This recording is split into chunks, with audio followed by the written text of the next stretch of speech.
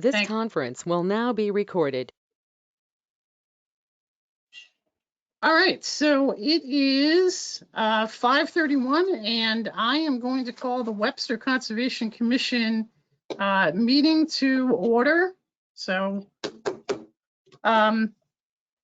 all of the folks that have joined us, and as the folks that are not with us yet start to trickle in, you are all auto muted. So if you could please keep your speakers muted, that would be microphones muted, that would be great. If I could ask the conservation commissioners to unmute themselves, that way we can have our general conversation. I do want to upfront let anyone know that if you are on here to hear about the wetlands proposed wetlands non.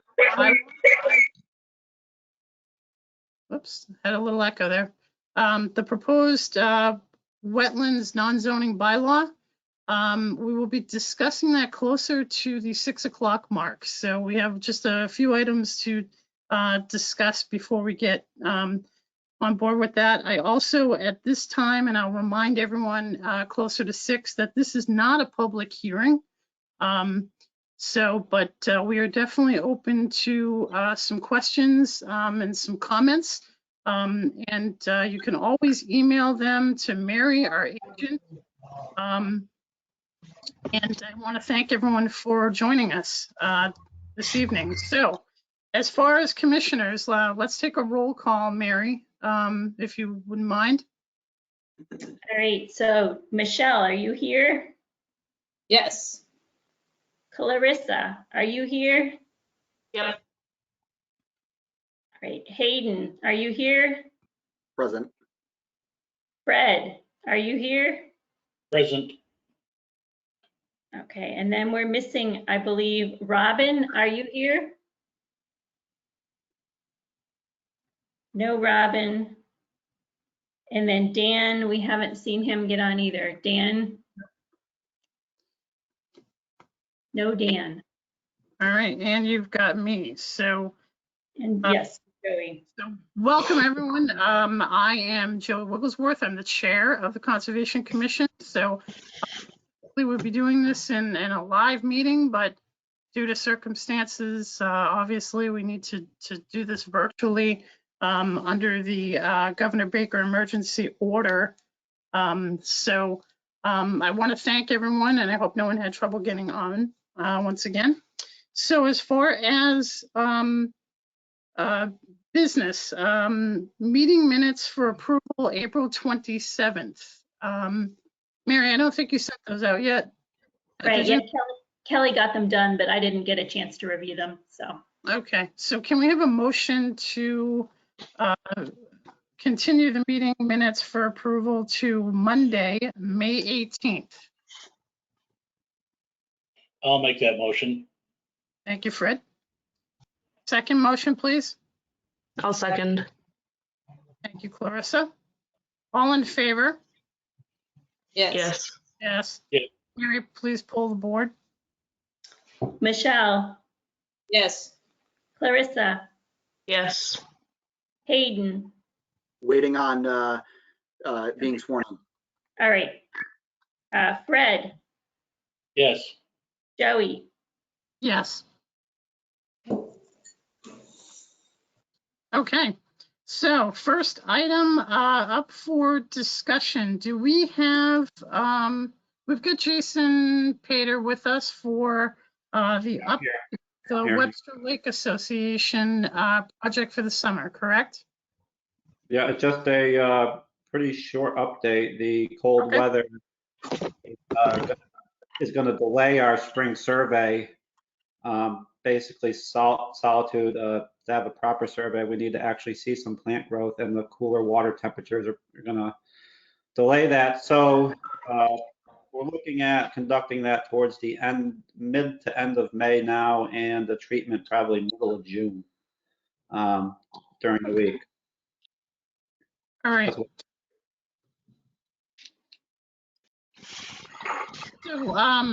So is it safe to say, Jason, that we should probably put you on the agenda for the first or for the beginning of June?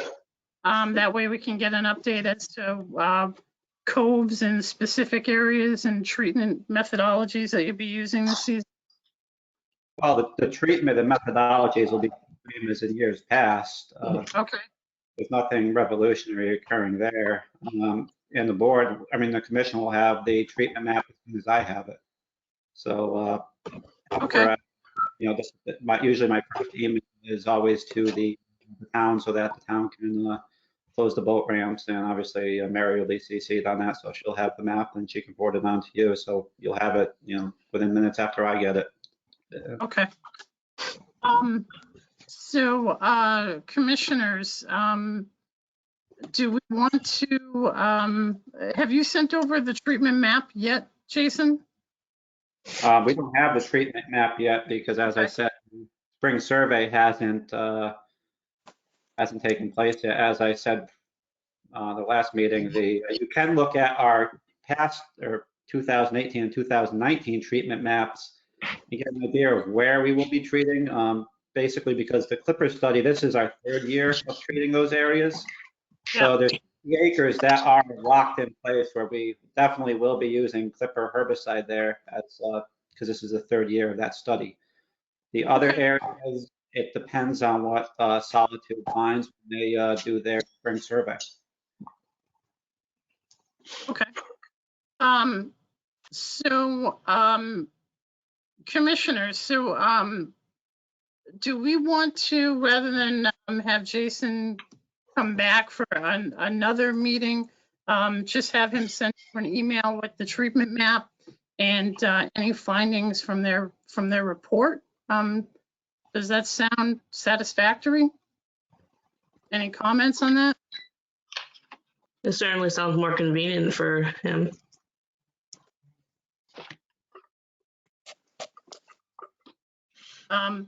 Michelle, you worked with Jason for a bit. Do you feel that that's appropriate? I prefer that we actually follow our standard practice and Okay, have a presentation of the treatment map so that if there are questions, we can handle them as we always do, just an open Okay. dialogue. all right. So Jason, would you mind if we put you back on the, or do you want to let Mary know when you want to go onto the agenda and we can fit you on? I'll do my best to make another meeting. Obviously we can take take questions via email too. And I can always have Solitude. If there's something urgent that a commissioner wants answered, I can always forward that question to Solitude and forward the answer back.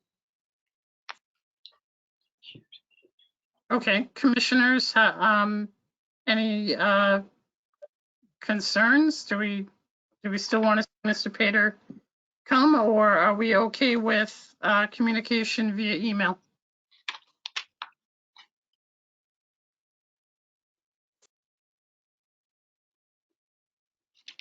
I would be okay with communication via email. Okay. Anyone else? No, my opinion is the same, hasn't changed. Okay, I have no strong feelings one way or the other. okay, just for consistency purposes, let's just have Mr. Pater come back at the beginning for just a 10-minute update. If that way, if the commissioners have questions or any additional comments on what's going on, then we can go from there. Does anyone want to make a motion for approval or deny on that one? I'll make a motion to approve that. I'll second it. Okay. All in favor? Yes. Yes. Yeah. Okay. I can't, I'm recused. Yes. I'll do a roll call vote on that.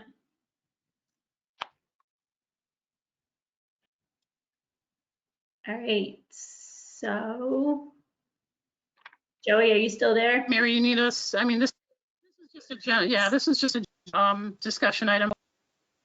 Yep, there you go. Okay. Hayden? I have to abstain. Okay, that's right. I'm sorry. Okay. Clarissa, Yes. and then Fred's abstaining. Michelle, Yes. Joey? Yes. Okay. Yes. All right. Next item that we have is 85 South Shore Road, minor modification. Mary, you want to update us on that? Yeah, and I believe we have Jeff on the call here, and I think he's unmuted. Let me I'm going to share my screen and we'll show you this project. Jeff has been working on this house for a couple years now. He has an open order of conditions with us. One of the things is that the plans didn't really specify exactly what he wanted to do behind the house. And so he has more detailed plans on that. So he just wanted that to present that to us tonight. And let me just get, so I'm going to share, these are the current plans right now, the official plans that were approved. And so try to orient you guys. Here's South Shore Road. If you can see my mouse. Here's the new house that's going in. And here's an existing, he has a large kind of patio area all along the shore here. What the area in question is this area right here, which before construction, I believe was just kind of a hill that had grass on it and stuff. Maybe Jeff can explain a little bit more, but the original house was removed. A new house is in here now. And so this is the original plan set. And I gotta figure out how to switch to the next screen. So let me find the other document. Okay.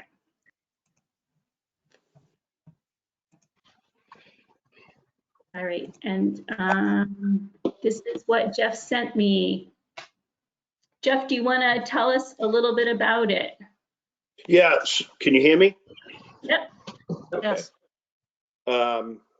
Thanks for giving me some of your time. If you look at this at the top end of the page, that's basically the edge of the house. So unlike the last house, the basement has sliders that come out to the patio, or where we want to put a patio down below underneath the deck. The past house had a big hill that was taken out. So what we'd like to try and do is replace that area. You come down the left-hand side on the stairs, from the deck up above. This should be a landing area, and then we wanted to make a patio and a set of stairs going down to the other patio up above. So most of the patio would be underneath the existing deck, and there's an overhang on the house. It would be under that also. And we're looking to make it stamped concrete. Okay. Approximately with this diagram, it's a little hard to tell. Approximately how far away from the shoreline are we? How far away from the water? Yeah. Okay, probably, I'm going to guess, but 25 feet anyway. If you look to the right of where the cursor is, there's a wall right there. Okay. That wall is about, that wall is about 4 feet high. That would be level with the patio. And then to the left of the stairs is another wall. So the patio's up about 4 feet high, and it's, 25 feet or so, maybe a little more from the water. Okay. Are you planning on using pervious pavers or just regular stamped concrete, Jeff? What was the first part again? I'm sorry. Are you planning on using pervious pavers or impervious pavers? It's just stamped concrete, so I believe that would be impervious. Okay. Oh, you said stamped concrete. I'm sorry. That's all right. Okay. The only- Go ahead. Is it going to be just a complete cement patio, or you're gonna have breaks in it for water to percolate? Yeah, what we think we were going to do was in the middle, because all along the edge of the house, I have part of the Cultec system that takes the water away to Okay.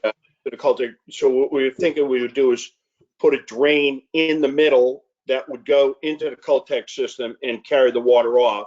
And then on the edges of the patio, we're going to put some gravel so that it would catch any water that ran off. So that was the thought. Yeah, that sounds, yeah, for stormwater runoff in the proximity to the water, that sounds like a great idea. Okay. Just so you know, I'm sorry, the house, every downspout goes into the Cultec system. I know there would be water landing on it from Yeah. anything coming off the roof would be captured. Wonderful. Okay. Commissioners, any, this is just a minor modification. So any further questions? Yeah, what's between, sorry. What's between the edge of the patio, then it goes to gravel, and then what's between gravel and the wall? What we're going to do is level that and plant grass. So all along the edge of it, the lot really hasn't been, carved or whatever, leveled. We're going to level it, and then the whole thing will be grass. So between the patio and the wall will all be grass. How about some plantings, some native Yeah. plantings? And Yeah, it's a great question. We need to plant like a bunch of stuff around there, and that's exactly what we were thinking we would do, was plant some stuff along the edge of the wall on the inside. We just don't know what to plant yet. So That would be great. yeah, we have a list on our website of native plants, and they Okay. range from short and cute to bigger and wider, so they fit all tastes. We like to encourage native. okay. And those are all listed on your website? Yeah, there's a whole list. Okay, great. I will, I'll check that out. And that's pretty much what we're looking to do, is replace that area with those. We need to put a barrier up there anyway, so that's a perfect suggestion. Yeah, and you do know that in the order of conditions for a finished grade, you need to be 3 to 6 inches below the finished grade on the wall, correct? I'm sorry, say it again. You broke up. 3 to 6 inches what? 3 to 6 inches below your finished grade on the wall. So they have kind of a small lip so that it catches any erosion or any water that's heading towards the resource area. Okay.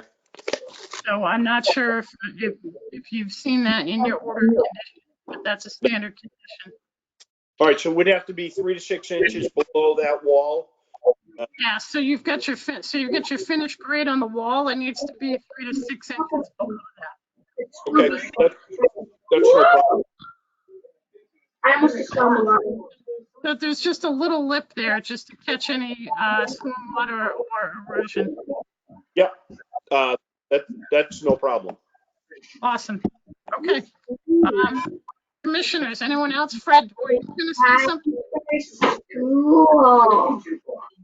What did you say, Joey? Looks like they're adding about 27 cubic feet to the recharge system. If I'm reading it right, it looks like about 18 by 18 for the deck size. Or for Yes, that.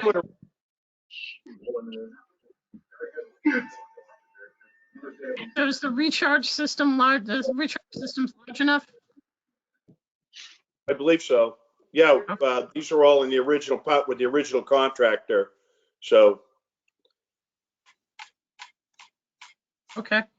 should be big enough to handle it all. Okay. Commissioners, anything else? Nope, not for me. I don't have anything either. Could I ask one question? Yes. Okay. From the original construction of the house, they have a boom in the water, and I think you call it a turbidity curtain. Yes. That Philip, I haven't taken it down, but I'm wondering if I can take it down now that the house is completely done. Why don't, one of us can, one of the commissioners can stop by and just check for, you know, the site stability. Okay. Just make sure that there's no areas of concern with erosion.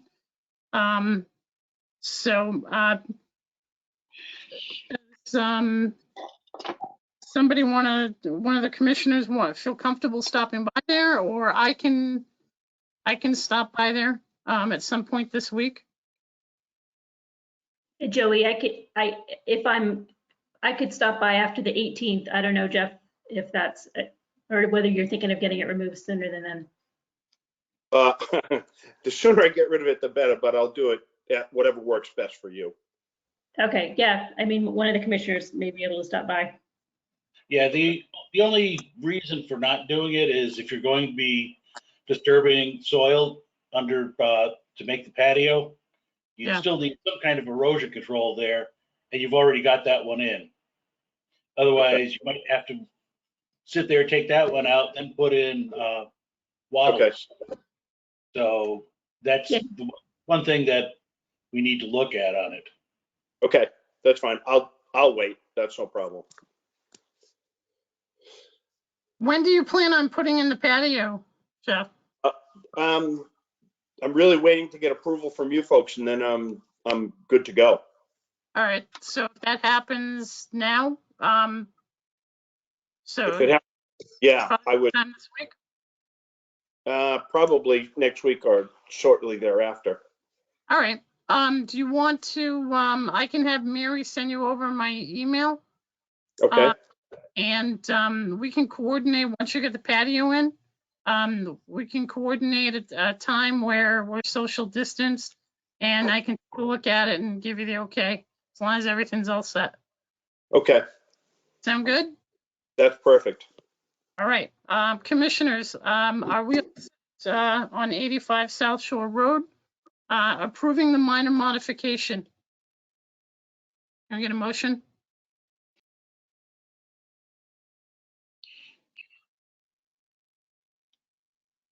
I'll make the motion. Okay, thank you, Fred. Can I get a second on that? I'll second. Okay, thank you, Clarissa. And all in favor? Yes. Yes. Yes. Mary, could you Yeah. please take the board? Yes. Michelle, Yes. Clarissa, Yes. Hagan. Oh, you're not voting, never mind. Fred, Yes. Joey, Yes. All right, so last item for discussion for the commission, before we get to our wetland bylaw discussion, is Carol Sear is looking to start her bidding process for the next phase of the Riverwalk. And the Riverwalk entails, if you remember the area that has just been done along the river, she's looking to have, that's going to be all torn up.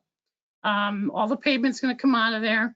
It's going to be regraded, stormwater upgraded in the ground. There's going to be some islands put in there that will be landscaped with trees and vegetation, and then repaved. I actually, it was kind of funny. I was driving through that area yesterday, and I actually saw Carol, and we talked about the project, and it's a very, very simple next phase, and her bidding needs to start on the 14th of May. So she really wants to get that bidding done, and that is before our next meeting. So the reason that I'm bringing it up with the board here is because she, it's kind of a timeline. She's working with grant money. And the way that we had approved the project was every phase she needed to come before the commission because all of them are, that project is so large, it's in chunks. And some of it she needed some easements and she wasn't ready for. So the question is, would the commission, and she's asking if the commission is okay with her beginning the next phase with our approval so she can get the bidding going. I looked at the site with her, and it's very easy. The only recommendation I had, two of them, was that she's going to check on invasives at the shoreline, and she's going to keep her turbidity curtain in until all the paving is done, so that anything that comes off the site will be caught before it goes into the river. So if the commission is okay with that, Hey, Ada Till, I was just calling to check in on you. we can give her the approval. Anyone have questions? Are we in favor of letting her do the next phase? Joey, I'm a little confused. Is this one of the phases we walked through previously when she kind of showed us the grand plan? It is, and this is of all of the phases, this is the one that is really the most simple one. It's literally taking that parking lot and just replacing the piping that's underneath there for the stormwater drainage, which will be peer reviewed by Chuck. And then they're going to regrade it. They're going to put in the vegetated islands and just repave it. It's a very simple project. That's the original parking lot over by the, like, nearer to the beer garden? Is that the one? No, not that one. It's the next parking lot over. Remember, right next to MAPFRE's maintenance facility. Oh, okay. All right, I was in the wrong place. Yeah, it's a big empty parking lot. When I was there, remember there was a lot of sand. Yep. It's kind of I mean, it's used, but it's an unused kind of parking lot. It's going to be a really nice upgrade. And if we can get that process streamlined for her during this kind of unfortunate time where we're meeting like this, it would be helpful to her. So I don't personally see any, I don't see any detriment to the riverfront area. They're not even coming close to it. So. Sorry, this is Yeah, I'm sorry, who was that? I'm available to answer any questions, but I think you explained it well. Okay, thank you. Michelle, did you have something else? No, thank you. I appreciate it. All right, so if we're on board with this, with letting her proceed with getting her bidding going, can we get a motion for approval on the next phase of the Riverwalk, please? I'll motion to approve the next phase of the Riverwalk. Okay, Clarissa first. Can I get a second? I can second. This is Michelle. All right, Michelle seconds. All in favor? Yes. Yes. Mary, could you please poll? Yes. Michelle, Yes. Clarissa, Yes. Fred, Yes. Joey, Yes. Okay, wonderful. Right on time here, 6 o'clock. Look at this. Okay, so thank you, commissioners, for those items there. At this time, I want to thank everyone that is here this evening for the Conservation Commission meeting. I wish folks would come more to Conservation Commission meetings and learn some stuff and interact with us. So I know everyone's here with some questions and some clarification as to the wetland non-zoning bylaw that Webster's really had on the burner for quite a while. And we've now worked with a third-party non-resident consultant to help us develop a really good bylaw that will help our community with protecting the interests of the Wetlands Protection Act, which is what the Conservation Commission really does. We are very different than zoning, and we are very different than planning. We look at what is in a resource area, which is a wetland, a river. Wetlands don't even need to be wet for them to be wetlands. We review them and we put conditions on whatever development you might be doing in that general vicinity, that first 100 feet of which is what is called the buffer zone. That is our area of what we look at. So the first thing I want to mention to everybody is this is not a public hearing. So I need to, for legality purposes, let everyone know this is just a general. The commission is at its final phase of a draft bylaw. The draft bylaw will be decided upon tonight to move forward with. Mary, correct me if I'm wrong. We'll have the bylaw up for review probably next week at some point, so people can look through it and digest it a little bit. And then towards the end of the month, we're looking to have a public meeting, an educational forum to help folks understand where the commission's coming from, why it's important, and so forth. So with that said, I want to give the professional Brandon Phaneuf, who has done some great third-party peer review work for us. He looked at both of the major solar projects, wetland areas, did delineation, and helped us with those two projects. Brandon's been practicing for 20 plus years. He's got a lot of knowledge in the regulations and bylaws. So Brandon, if you're here, I'd like to turn it over to you for maybe about 10 minutes so you can kind of take us through the importance of why we're moving in this direction and so forth with this bylaw. Sure. Okay, can you hear me? Yes, we can. Okay, good. Can you see me? Close enough. If you can hear me, that's good enough. Yeah, if I scroll down, I can see it.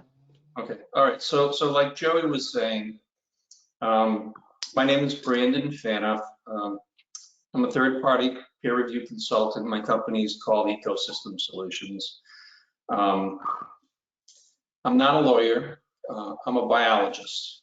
My professional career lives at the intersection of science and the law involving protection of or conservation of environmental resources and public involvement and how to get the two executed into action at the local level, which is really the area that interests me the most.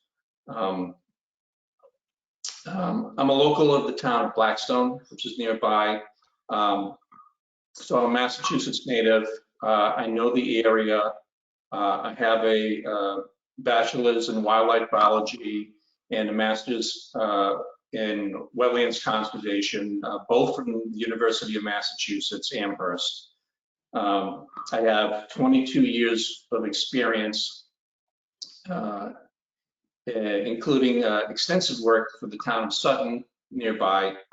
And I drafted their most recent bylaw, which was a complete update of their original bylaw that went back to the mid-90s. And the most recent bylaw was enacted in 2015. In my professional career, I work extensively through Eastern Massachusetts and attend on average 2 Concom meetings a week. Because of that, I've seen the good, the bad, and the ugly. So the bylaw that's currently under consideration is a culmination of the wisdom that has come from my many years of seeing what works and what doesn't work. Okay. So before going into the overarching ideas of the bylaw, I wanted to point out that 212 of the 351 municipalities in Massachusetts have wetland protection bylaws, including nearby Douglas, Dudley, Sutton, and Sturbridge. The point of a bylaw, whether it be zoning, health, Board of Health, conservation, wetlands protection, is to enact protections that go above and beyond the baseline that the state institutes, and to tailor it to the specific needs of the municipality that the bylaw is being written for. So, back in the 1970s, it was recognized that wetlands were a more important resource than previously thought, and that there were public interests that could be protected by conserving wetlands that weren't necessarily being served under other laws. Among them,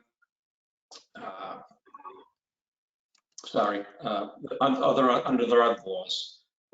And those public interests, among them include the protection of public and private water supply, groundwater protection, flood control protection, which was a big issue before there were any laws, because one could fill in that section of the stream or the river that was right next to you, and as a result, being a neighbor or someone nearby downstream would get flooded out because of what the person upstream did. The protection, including things like storm damage prevention, which is common along the shoreline, where salt marshes are a buffer against large storm waves. In the case of Webster, I can think about even Webster Lake gets a lot of fetch and a lot of wind. So the wetlands can serve as a way to buffer wind action on the water. Prevention of pollution. We found out that wetlands and wetland soils, those mucky soils you see in wetlands, are actually nature's original carbon filter. The dirty water goes in and it gets treated by that organic soil and comes out clean. And things like fisheries and wildlife habitat. There are hundreds of species of animals that rely on wetlands for at least one portion of their life cycle. Like I said, a main advantage of a bylaw is to tailor it to your community. And under this bylaw, there was some additional public interests that were added on top of the ones that are the baseline for the state. So some of those include erosion and sediment control, which is a big issue with construction sites, water quality, which is primary to protection of high water quality in the local rivers, streams, lakes, and including Webster Lake. Rare species protections, agriculture, which rarely gets talked about, but that's definitely an important resource in many of our Massachusetts communities, Webster included. And the aesthetics of an area and how it looks.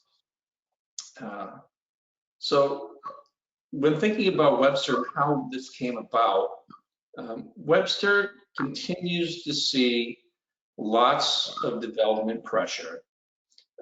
I've been involved performing work in Webster for the last, 2 or 3 years or so. And in that time, I've done review of 2 large-scale solar arrays. So, you know, those were in the 30 to 40 acre range where land was going to be clear cut. So that's some serious development pressure. We know that the development pressure continues in around a very populous spot, which is Webster Lake.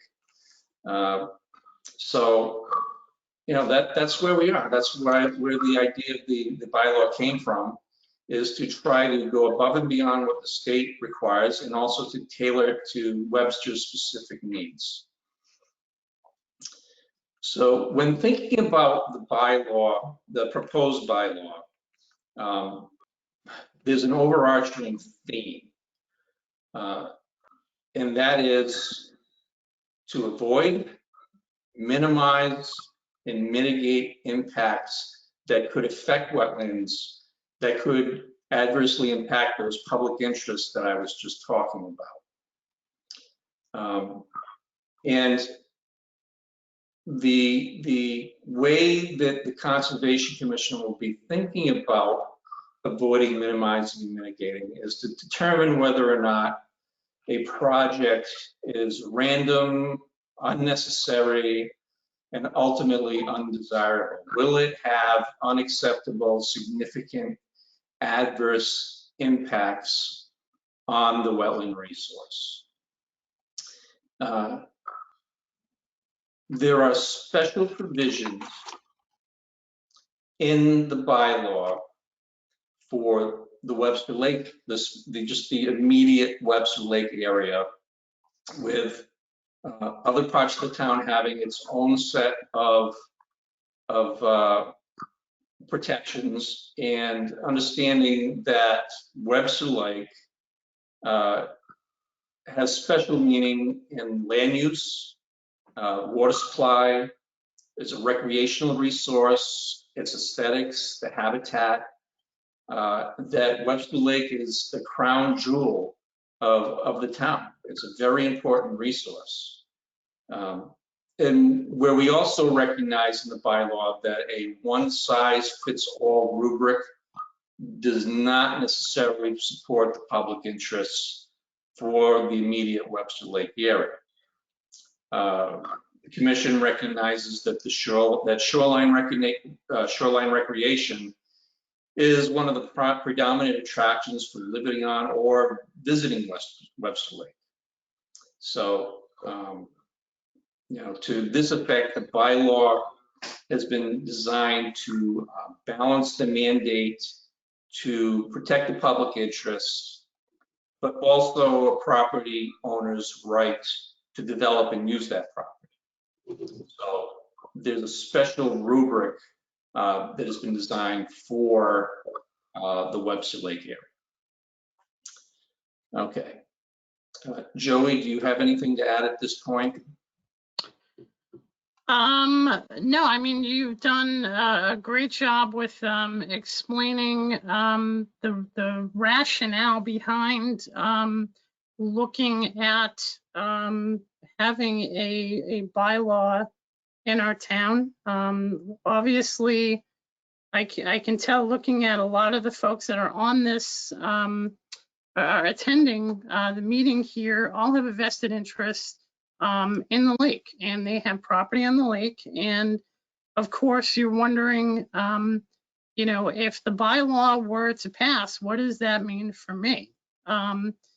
And, you know, I want to let you know that the bylaw isn't a take of land.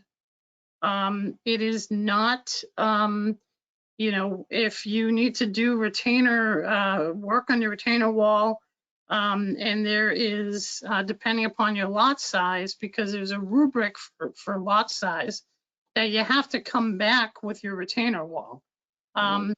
It's just what it is we're looking at the proposed work and just conditioning it so that it can still happen. But as Brandon had mentioned, it's avoid, the avoidance, mitigation, and hopefully no impact to the resource area. As you're probably all folks that boat on the lake, yeah, we have several lots that are empty and still need to be developed, but it's not very many. It's probably approximately 30 to 35, but those that need to do work on their property can still do work on their property. But it is this is a sort of a guidance for us to assist you in being able to have that work not be impactful to the lake. And as Brandon had mentioned, we're seeing a lot of the old cottages come down and permanent year-round homes are now coming to the lake. So this isn't just, also I want to point out, this isn't just a lake bylaw. This is a town-wide bylaw. And we weren't, we really didn't want to compartmentalize the lake and then everyone else. But when you live right next to open water, whether it is the ocean or a lake or a pond or a river, a conservation commission in Massachusetts is going to have a heightened sense of what is the project and how can we condition it so it doesn't impact that open source of water. Whereas in other areas of the town, you do have wetland resources. It's just the lot sizes tend to be a bit bigger. So rather than what we call encroachment on the resource area, we're actually just looking for folks to keep in mind that the closer you're getting to the water, backed by science, the first 25 feet is the most critical. And there's been a publication in the last year with lots of cited information on wetland resource protection of the buffer zone, that the closer human activity is to a wetland resource area, the more likely you are to have pollution, runoff, degradation of habitat, warming of the water, and so forth. So, and the other angle of it too is a lot of folks feel that, what does this bylaw do to my property? What does it do to my property value? That's kind of a misconception. I'm not wrong with that, Brandon. No, you're not. It is a big misconception because one of the things that has been proven through studies is that when you have natural areas nearby your house and when water quality is high, property values actually increase. The more vegetation, one of the things that you, when folks go to purchase a house or look at a house is curb appeal. And having natural vegetation does two things. It increases the value of your property, but it also, it is it's having an ecological, there's a special ecological function there. And as conservation commissioners, we take that into account. Trees that might be coming down, and how can we, how can you bring some of them back and bring back some vegetation, and having more of a natural shoreline versus, the retainer walls. We all know that the retainer walls you know, with the wave energy, it's like ping pong. The wave hits your retainer wall, it hits the next retainer wall, it goes across the pond, hits that one. And then once it finally gets to a natural shoreline, it's like a breaker. So these are things that, you know, the commission is looking at and taking into account. Now, I know that folks are probably, you know, thinking, you know, the 25, everyone's heard the 25-foot setback policy. That is something that a commission has the ability to enact a policy. It's not the same thing as a bylaw. A bylaw has to go to town meeting. It also has to go through the Attorney General's office. Yes, so the Attorney General reviews all of these to make sure that, you know, it's appropriate for the municipality. And, you know, thinking about how, you know, Webster is, you know, like, as Brandon pointed out, we are in a bit of a growth and development. And I'll be honest with you, I mean, it probably, you know, we probably should have been more proactive than reactive. And, you know, I have a master's in environmental science. So, you know, I've got a background in this. And one of the things that you hear it often with even with climate change is you want to be proactive versus reactive. And this is a way for us to be proactive.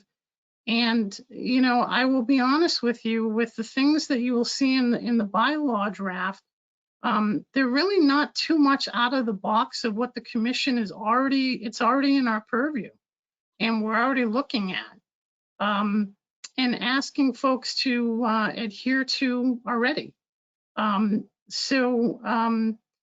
You know, in all honesty, I don't, you know, I know there's been this sort of, you know, running around and everyone's all a little, you know, there's a little hysteria starting to build in town, and there's really no need for it. The commission is very flexible. We try to work with every, you know, every resident. We're a very friendly board.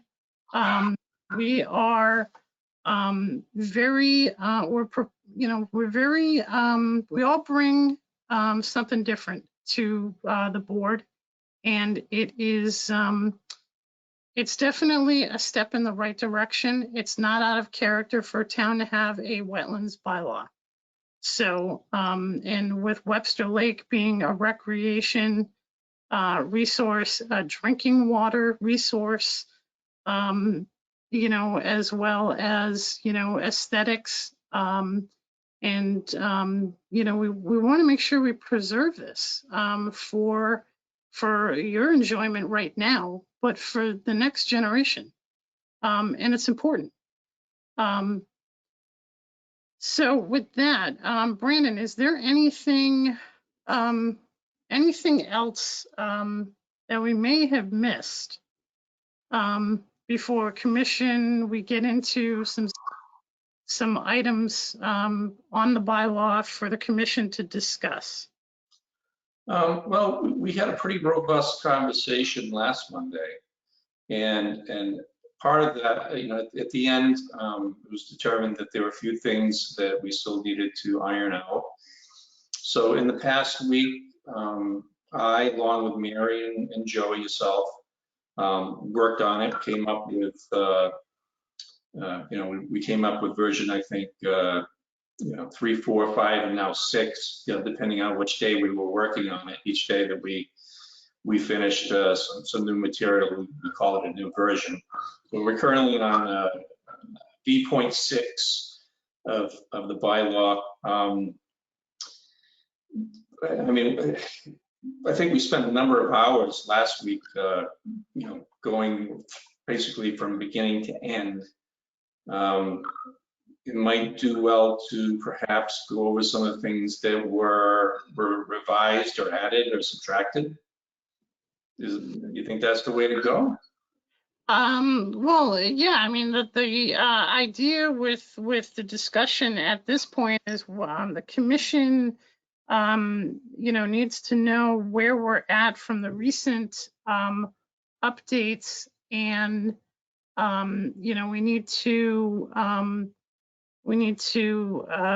put it forth for, do we accept this draft and send it off to the bylaw committee and selectmen and have it on the warrant for June. So, Joey, a few questions have come in the chat section. Do you want to take care of yeah, those we can now? absolutely take the questions. Yeah. Brandon, if I may ask you to maybe chime in, but yeah, please ask questions, folks. I mean, before we kind of discuss this, I mean, we can definitely. Joey, I think the best way to do the questions is people have been writing them in the chat, and then I can read them, and Wonderful. then we'll answer them, and then if more discussion needs to happen, maybe we can unmute people. But remember, please, when you type your questions in, to put your name and your address.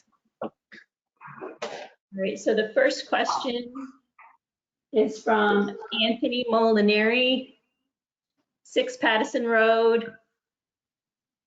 And he wants to know how much taxpayer resources and dollars have been spent on the proposed bylaw. I can quickly answer that. Brandon has been paid not from taxpayer resources. I have worked on it some, and my income does come from taxpayer dollars, but I probably haven't spent more than 20 hours on it.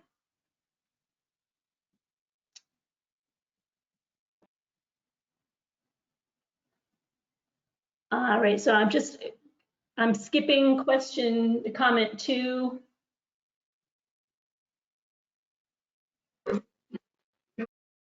Then comment 3 is about, okay, we're not doing a roll call for this meeting. There are 140 people present. If you do end up speaking, though, you do have to state your name and your address. That's comment 3. Comment 4 was wondering which members of the commission are present. And we have with us tonight Joey Wigglesworth, the chairman, Michelle Sharillo, who is the vice chairman, Clarissa Johnson, Fred Bach, and Hayden Brown has just been appointed to the committee. And am I missing? I think that's it. Yeah, we're just missing Dan. And Robin Jewell. Oh, excuse me. I'm sorry. Robin, yes. Okay, and comment number 5 is about the registering of docks. It says, what part of registering, placing, and number of docks is a town bylaw and not just a lake bylaw? Joey, do you want to answer that question? Well, I may actually defer to Michelle on this one, but long ago, the town used to have, I believe, the harbor master that would go around and number all of the docks in town to keep track of, how big docks were and so forth. That was before my time. But, if you have come before us and you've got a project and we've asked you to pull your dock in for filing under your current application, that is because the Massachusetts Department of Environmental Protection, it requires that docks, piers, and anything that actually goes over open water, connects to land and goes over open water, must be registered. I believe the fee is $75. It's a 15-year plus permit, but docks must be actually registered. There are not a lot of huge docks in town, but if you are looking at getting your dock registered, which I would hope folks that are on on the call today, you can find that information under the Chapter 91 permit process, and you would want to do the simplified form. That way, Yeah. if for some reason the environmental police, which it doesn't necessarily fall under their jurisdiction, believe it or not, it's more of a Conservation Commission regulatory a cross-check to make sure that docks are registered. So, you know, it's important. Joey, Michelle, can I add to that? So to add to that and be somewhat more specific, anything related to docks that's in the bylaw is directly related to the Chapter 91. There is nothing specific or unique about the dock requirements or how you file for a dock permit. As soon as we were declared a Great Pond, we fell under Chapter 91. So we're just including it into the bylaw for completeness. I'd like to be recognized. do we have someone talking? Yes. Richard Casalt, 17 Hi, Indian Richard. Lane. Yes, in about 2003, 2004, we had a bylaw that put the Conservation Commission and Harbor Master in charge of dock registrations over the state Chapter 91. Yeah. That was rescinded a couple of years later. Now, I have a check that's been canceled. I have an application that has been in since 2002 to have my dock registered. And every time I call, the state says, oh, we're kind of backed up, we'll get back to you. And this is 18 years later. But I do have the application, I do have the canceled check, but I never received the number. Now, with all due respect to Brandon and Mr. Wigglesworth, I was hired straight out of college in 1968 as a mechanical engineer by a company on the Willimantic River, and to get us in compliance with the Clean Air Act and the Clean Water Act. In 1972, I was put in charge of OSHA. Now, I worked with the Connecticut DEP and later on with the Mass DEP. One of our greatest concerns was getting people engaged into these acts, especially the Clean Water Act. And one of the things we really worried about is eventually we would end up with a Clean Water Act and Concoms who was worse than the IRS. And that has come to fruition. Now, right now, I'm a free agent. I retired my consulting company. The only job I have going now is a volunteer job up in the Maine, New Hampshire area on a watershed for a river. I've traveled the world, studied rivers, studied ponds, dove in Tahiti, Australia, you name it. But the problem we have is common sense. If you can't sell people on a bylaw that can be clearly understood and is not punitive because of the fees involved, then you're losing it. You're going to have people, unless you want to hire an army, like the harbor master back in 2002 to patrol every dock. You've lost the battle. It's all about the people who live on the lake. They are your first line of defense.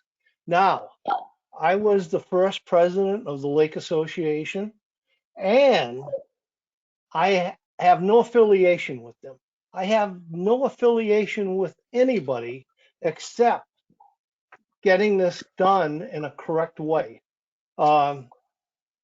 We need common sense. You just can't throw 20 20 pages.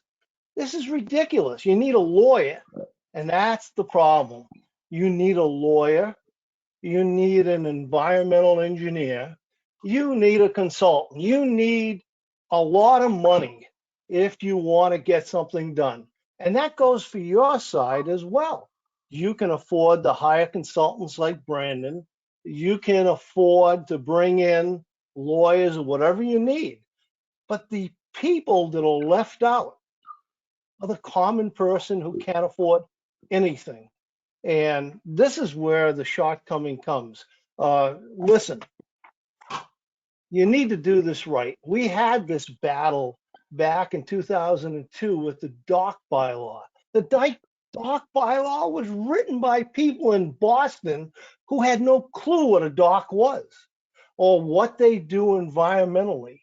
We talk about the 100-foot setback that borders the shoreline.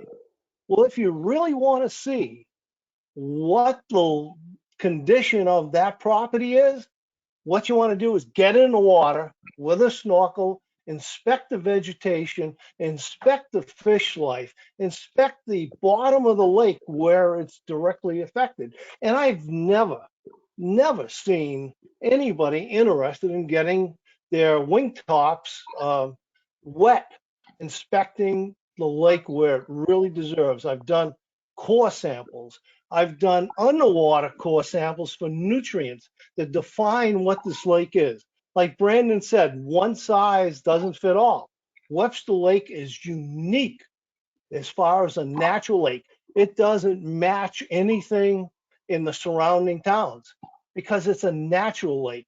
It's a gravel bottom. It's built on a fault, an earthquake fault, no less, that defines it. And if we don't bring in the regular people who live on this lake are your first line of defense to make this lake what it is. In 2005, I got a call from Dr. Stacy Daniels, who was teaching chemistry and environmental engineering at the University of Michigan.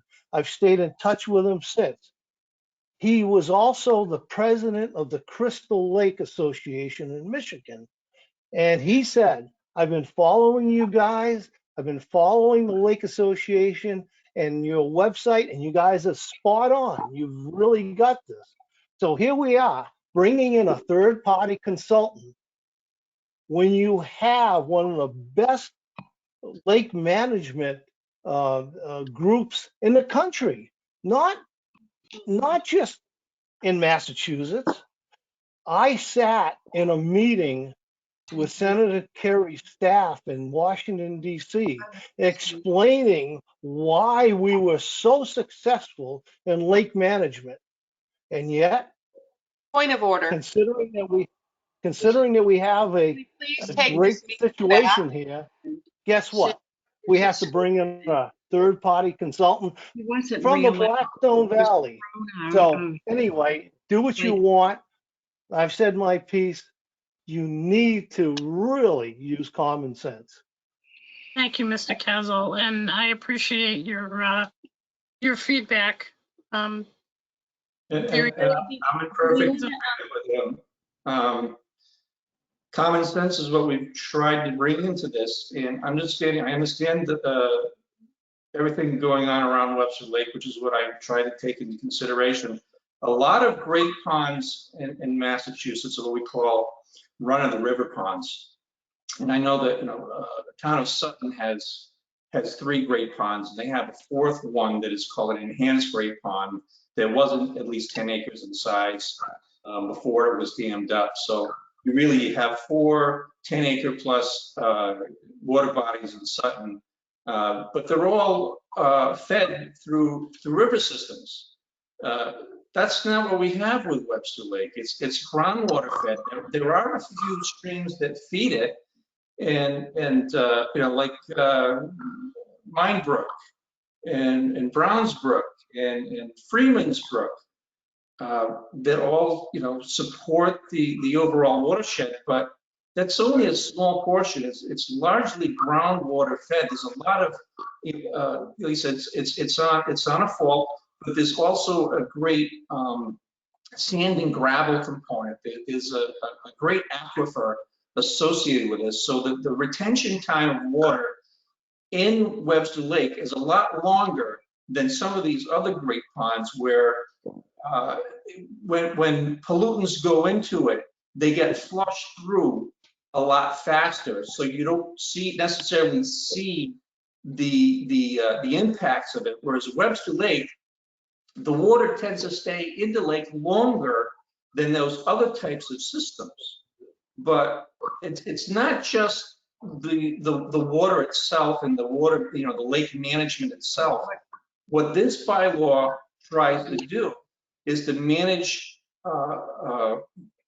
land use that supports the water quality in the lake.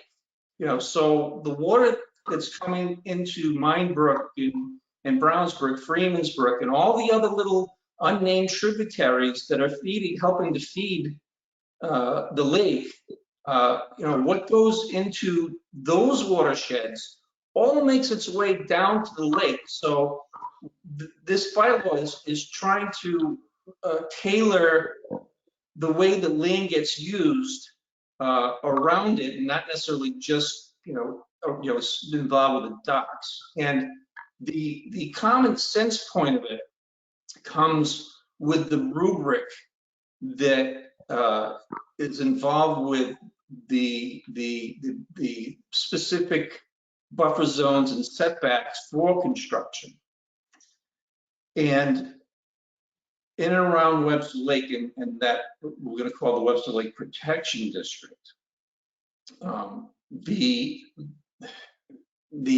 setbacks in buffer zone areas are going to be contingent upon the lot size. So if you have a small lot, you do not have the same setbacks or requirements that you would have for a large lot. So if you have a lot that's less than 10,000 square feet in size, you're not going to be held to the same standard as a lot that is greater than 100 square foot in size. And there's a table that goes along with it, and it says that if you have a lot that is less than 10,000 square feet, there is something we call the buffer, the bordering vegetated protection zone, or BVPZ. The way to remember it is that the BVPZ is easy peasy. Okay, so if you have a lot that is less than 10,000 square feet in size, your BVPZ is 5 feet wide. Okay, if you have a lot that is 10,001 to 20,000 square feet in size, your BVPZ is 10 feet. And it goes up in increments of 5 feet until you get to those lots that are greater than 100,000 square feet in size. So you're not good, when you go in for a permit and you're in front of the Conservation Commission, you're not going to be held to the whim and the whimsy of whoever's on the board at that particular time. There is going to be a rubric to be followed, and it is going to be very useful in the planning phase before you even get there. So when you hire a civil engineer to design your project, they're going to be able to go to the bylaw, they're going to be able to go to the table, and they're going to say, okay, you have a lot, you're on the lake, you have a lot that's this size, okay, you're doing an addition that is such a percentage of the size of your current building. So for example, you have a 2,000 square foot house, and you're putting on a 1,001 square foot addition. So therefore you have to follow such and such rubric, and therefore we know what your setback is going to be. So you don't have to worry about going into the commission and saying, well, I don't know about this and I don't know about that. And I think that you should do this and I think you should do that. And in the end, there's a lot of headaches.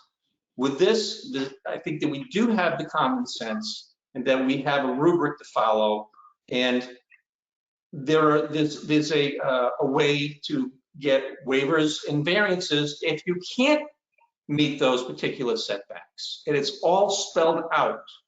And I know you're talking about there being it's 20 pages, but half of those, 6 pages, are definitions. And it seems kind of litigious, but my experience, the 20 years I've been doing this, if you don't have definitions, if you don't have things that are defined, you're going to have uncertainty. You're going to have lawyers, you're going to have people saying, well, there's a gray zone. I don't understand it. It should be interpreted this way or that way. And this bylaw, it puts it in black and white. This is what this means. This is what, let's see, what's an example? Let me give you a quick example of a definition. Yes, explain aesthetics. Aesthetics. Well, you just picked the most objective one in there. That it is the most objective one. For example, what is native? What is most years mean? What does mitigate mean? What is let's see where we have. What is a drainage ditch? What is a swale? What does cumulative mean? So we have those definitions, and the other I think 4 pages of that. I think this discussion isn't productive. I think. Yeah, to ask a the question chair, that- I'd like to be heard. All right, I'm gonna ask folks to please keep their microphones muted, please. And we will facilitate the call, the questions through Mary. Yeah, I would Brandon, just like to make a comment on the chat stuff.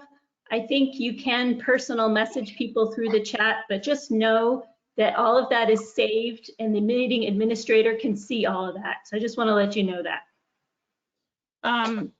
So, I mean, real quick before we get into the next question, Mary, I want to, I want to thank Mr. Casal for his feedback. But I also want everyone that is on this, here with this meeting tonight to understand that we're not going to be a policing authority. If you file an RDA or an NOI with us, that is when we are going to look at what is happening and how can we condition it.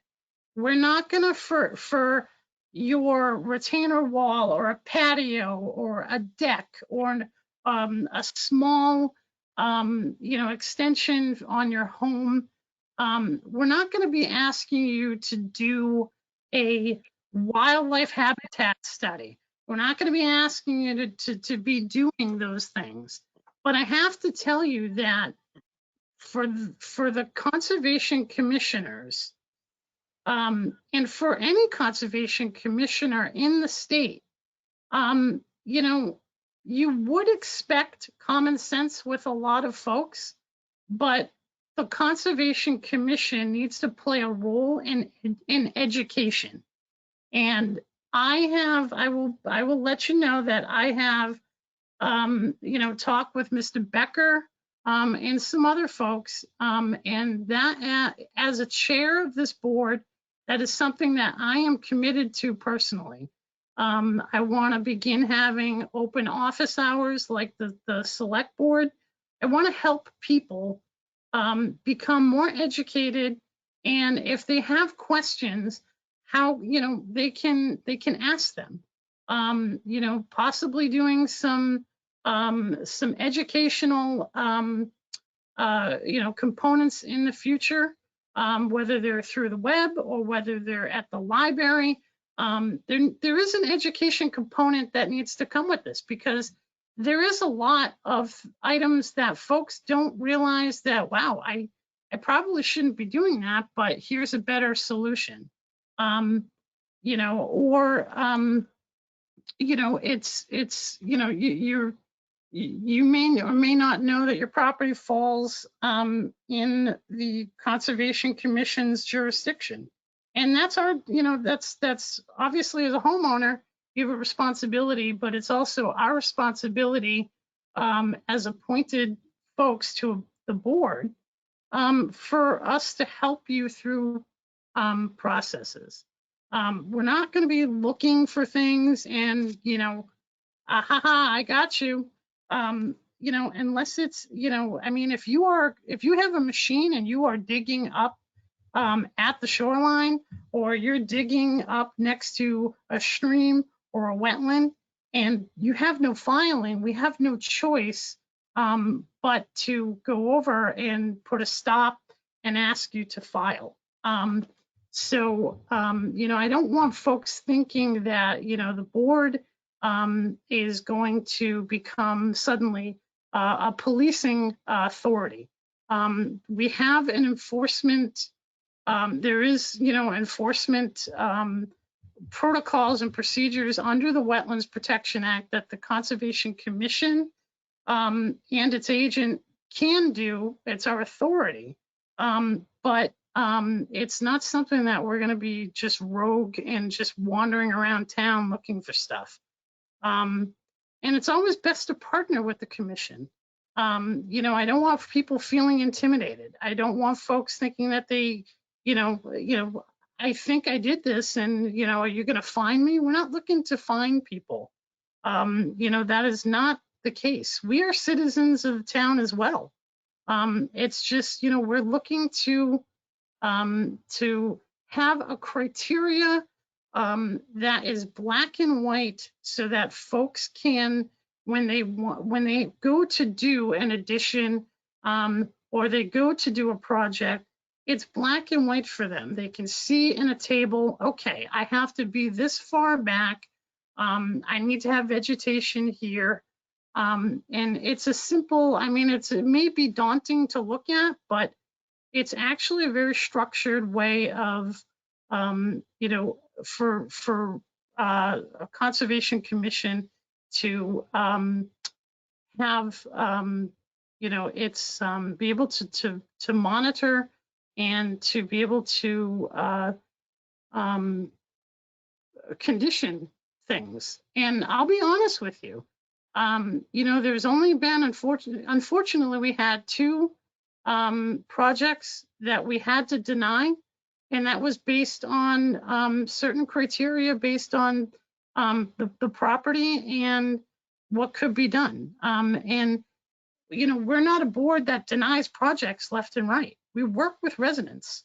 And if your project gets denied, it's not because we don't necessarily think differently of you or we have it out for you. It's because we think that it's best that Mass DEP take a look at the project if you choose to appeal it, and then they render a decision. And if they say that, okay, it can be conditioned safely, then it's in the hands of Mass DEP for the regional office. So, you know, just so everyone knows that that's how those processes work. Mary, do we have another question? Yeah, there are a bunch of questions. I don't know whether we'll have a chance to address them all, but we can certainly get started. This is from Will Starzek, former selectman. And he's wondering how this is not taking, it's quite a long comment. So what does the bylaw achieve that our current regulations do not? He wants to know. Has there been a significant impact that has triggered this? And he says he believes the lake is mostly clean. He's in favor of protecting resources. That's mainly the summary of his question. So it's kind of a general comment. I don't know whether you want to respond to that or not. Well, thank you very much, Mr. Starzek, and thank you for your service to the town, number one. But number two, Yes, the commission has seen an increase in activity that is not necessarily compliant. There has been issues with erosion. There has been issues with unpermitted projects. We have a very difficult time often looking at projects and without any kind of actual uniformity in the form of a bylaw to come up with proper conditions for a project. It often can make our meetings run a bit longer because there's a lot more discussion that is happening.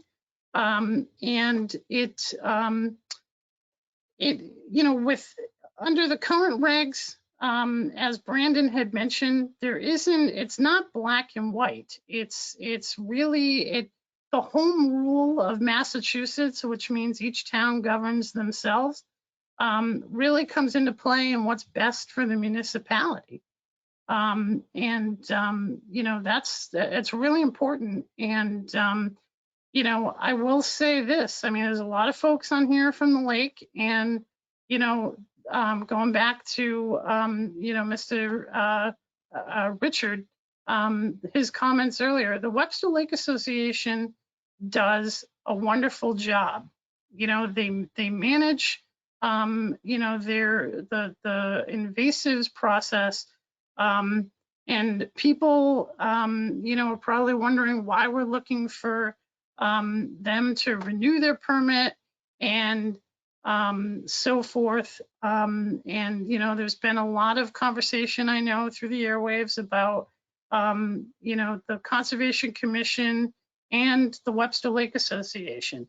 In all actuality, the Conservation Commission is the enforcement regulatory overseer of the resource area. Webster Lake Association is an asset to the town. We are working on a better working relationship with them, and hopefully, it can come full circle, and we can fill the gap that's been there for quite some time between the two organizations. So, is my intent, and I'm a team player, and I want folks to know that, and they can always reach out to Mary or myself, and I'm always there for someone. So thank you very much. Mary, the next question, please. Hold on, Joey, Yes. Really quickly. To give you an example of something that would be protected under the bylaw that would be of value to the town of Webster and for the water quality in Webster Lake is under the State Wetlands Protection Act, a stream that is a gradient of a wetland is not regulated. It's not considered a wetland. So in context of Webster, I found in my personal experience with the jobs that I've been working on, especially on the eastern side of the lake, there is a lot of groundwater discharge on the hills that lead down to the lake in the forms of natural springs. And these springs, they pop out of the ground and they form streams, but it takes a little while before an actual wetland with high groundwater forms.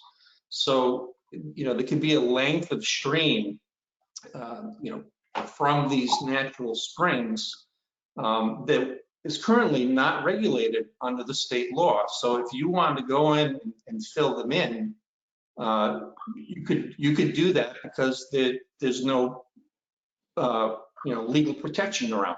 So under this bylaw, it does include those sections of the streams that occur up gradient of a swamp or wetland. So that's an example, which I think is important for the hydrologic functioning and the ultimate water quality in the lake.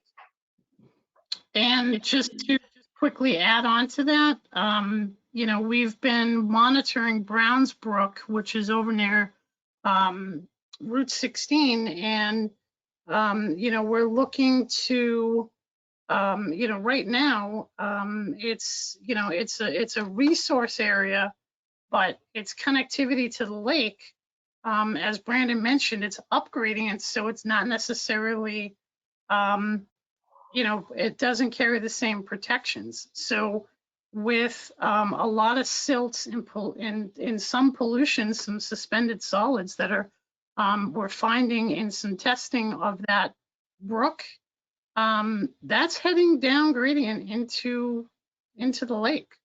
So this is you know, an example of how we can monitor these things and hold certain you know, hold people accountable and work with them to help not have discharge from sites. Next one, Mary. All right. The next question is about where the money to pay Brandon came from.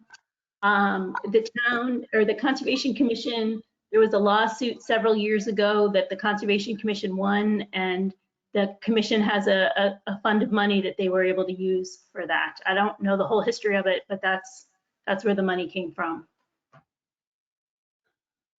Oh, and that question came from Diane Mandel. All right, the next question is from Linda Littleton, and she's wondering why we're not including the Webster Lake Association in our discussions. Joey, would you like to answer that?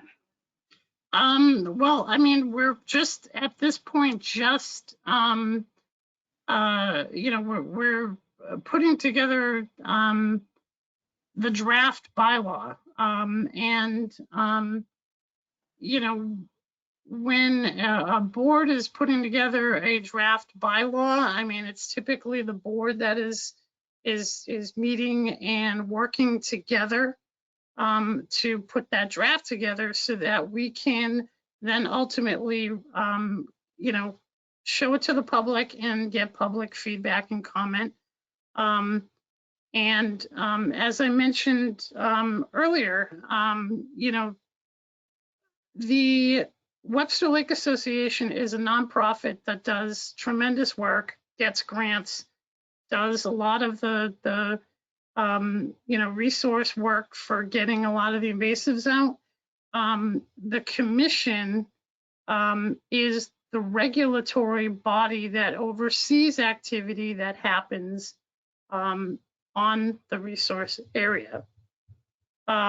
So you know, we honestly didn't partner with anyone. The bylaw that was created about 10 to 15 years ago, no one had partnered with anyone with that one. I mean, you know, we are, you know, once it is the draft is published, we would love to hear feedback.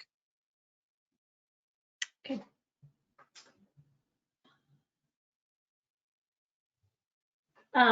This question is from Cynthia Bradley, 27 South Point Road.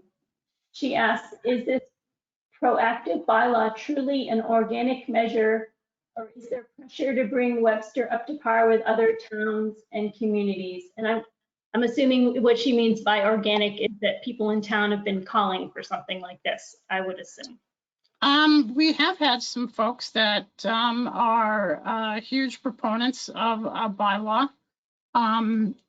You know, it's not I mean, as Brandon stated, I mean, you know, there are 212, and I know of about 17 other communities that are going to be possibly coming online with a bylaw within the next year. So this is, you know, it's something that has been around for a mechanism for a while. Some of the oldest bylaws date back to the 70s and have been updated as time goes on. And then some towns, you know, are a bit later with coming to realization that, wow, we really should have probably done this a while ago.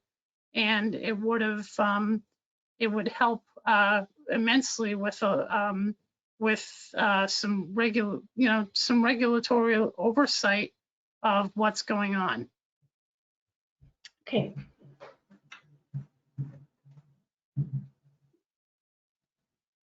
All right, so this comment is from David Chappelle. He says, when I went through the process, wait a second, my screen jumped, sorry. When I went through a redo of a retaining wall a couple of years ago, I followed your suggestions and was compliant. What would be different? And I would just like to comment, because I remember your project, David, that I think in your case, there would be no difference. We would have dealt with the retaining wall the same way. I think the bylaw is more concerned about new houses being built. Example, we have a large project in town that's coming in about a huge parking lot. It's more addressing the big new projects that are coming into town. All right, so this question is from Dean.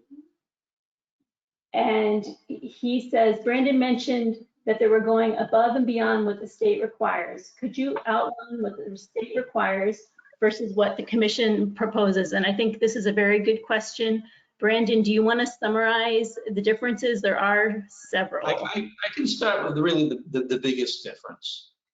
And the biggest difference has to do with the area that surrounds the actual wetland resource. So the area around the lake, or the area around the wetlands, around the rivers and streams.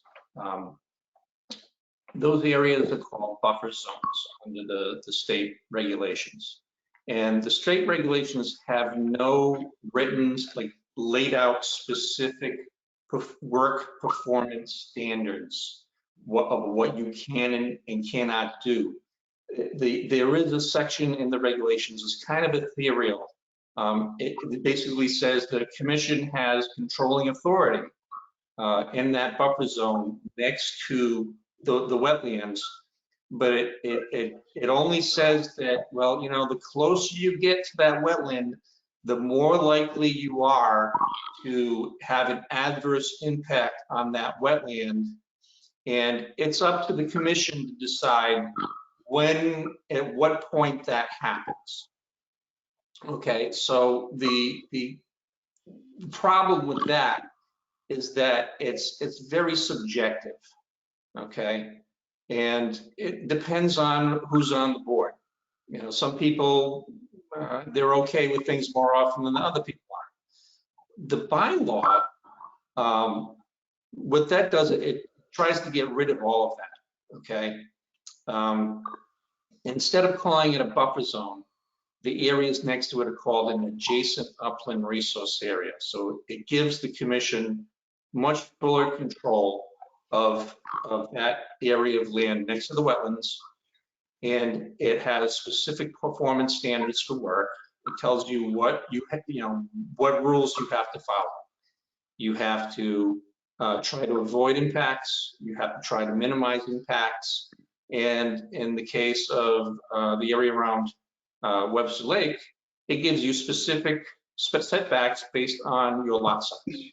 Okay, so that's the biggest thing. So we're going from buffer zones with no written performance standards to adjacent upland resource area with specific performance standards and guidelines for work. Okay, so that's the biggest thing. I could go through about 24 minor things, but I think that again, they're minor and it would take up a lot of unnecessary time. What I just told you is that's the umbrella argument for the bylaw. All right, thank you, Brandon. Thank you, Mary. Okay, so this question came up a couple times. This is Kellen Snow. Where can I view a copy of the bylaw? Great question.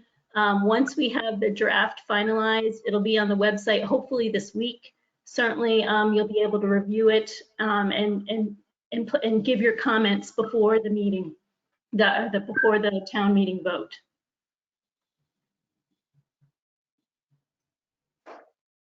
And I would urge people that have questions on clarification, when we have our forum, which I'm hoping towards the end of May, hopefully in person, I'm hoping that, folks can bring questions, if you're unsure or you think this may not, why is it, something worded a certain way?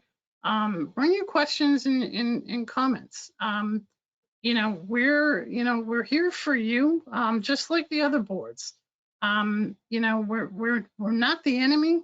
For some reason, often commissions throughout the state, and I work with all 351 municipal conservation commissions in my professional life.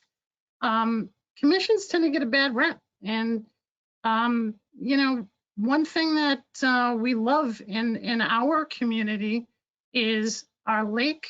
We love the natural, look of how a lot of the areas in and around the lake, and then even some of our upland forest areas of, the gores, and some of the other stretches down near Connecticut.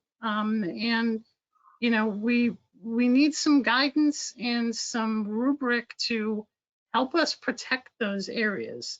There's a reason that Sutton has a lot of beautiful tracts of land and beautiful water areas. There's a reason that Sturbridge looks the way that Sturbridge does. There's a reason Holden looks the way it does. There's a reason that Concord looks the way it does. There's a lot of communities, and when you look at those communities, and you're like, wow, what a nice community. And then you look at the Conservation Commission online, you realize that, wow, they have a wetlands bylaw. They have a conservation bylaw. And that is to help, condition, like I said, not necessarily prohibit, just condition development so that we're not stripped of our beautiful resources. All right, the next question is about docks. It's from Tom. And the question is it true that there's only going to be one dock? And as Joey said earlier, the dock laws are directly from the Chapter 91 regulations. We're not creating anything new. This is just what the state requires. I can recommend to Tom that if you do end up, which I would hope that you would comply with the Chapter 91, you can, when they ask for the drawing depiction of your shoreline, you can try and put the two docks there. The state may, based on square footage, they may allow you to have the two based on your need. But for the most part, the regulations for 91 say only one. Okay, the next comment is from Sharon Pelletier. She says the proposed bylaw is bureaucratic overreach. She says it's not her experience that the Concom is easy to work with and friendly. And entry, I didn't understand this part, but entry 10.2 and enforcement 10.3 is a violation. Oh, okay, I see what you're talking about. She's looking at a violation of our land ownership rights. I would just like to mention that this bylaw is actually not a completely new bylaw. There is a wetland bylaw on the books, which you can look at on the Town of Webster website. And that specific thing that you're talking about is actually just already in the existing bylaw. It's already there. Yep. And, And also that in those sections, there is specific language that entry onto property is subject to the Constitution and the laws of the United States and the Commonwealth. Yes.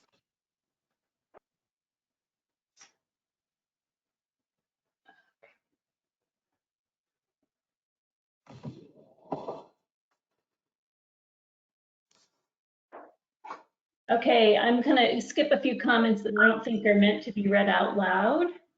Then Cynthia Bradley asked, will there be a check and balance to land use decisions? Is there an appeal that may constrain homeowner plans? And Cynthia Bradley is 27 South Point Road. Brandon, would you like to explain the variance and the waivers involved in this? All right, are you talking about an appeal for a denial or situations where variance and waivers would be issued?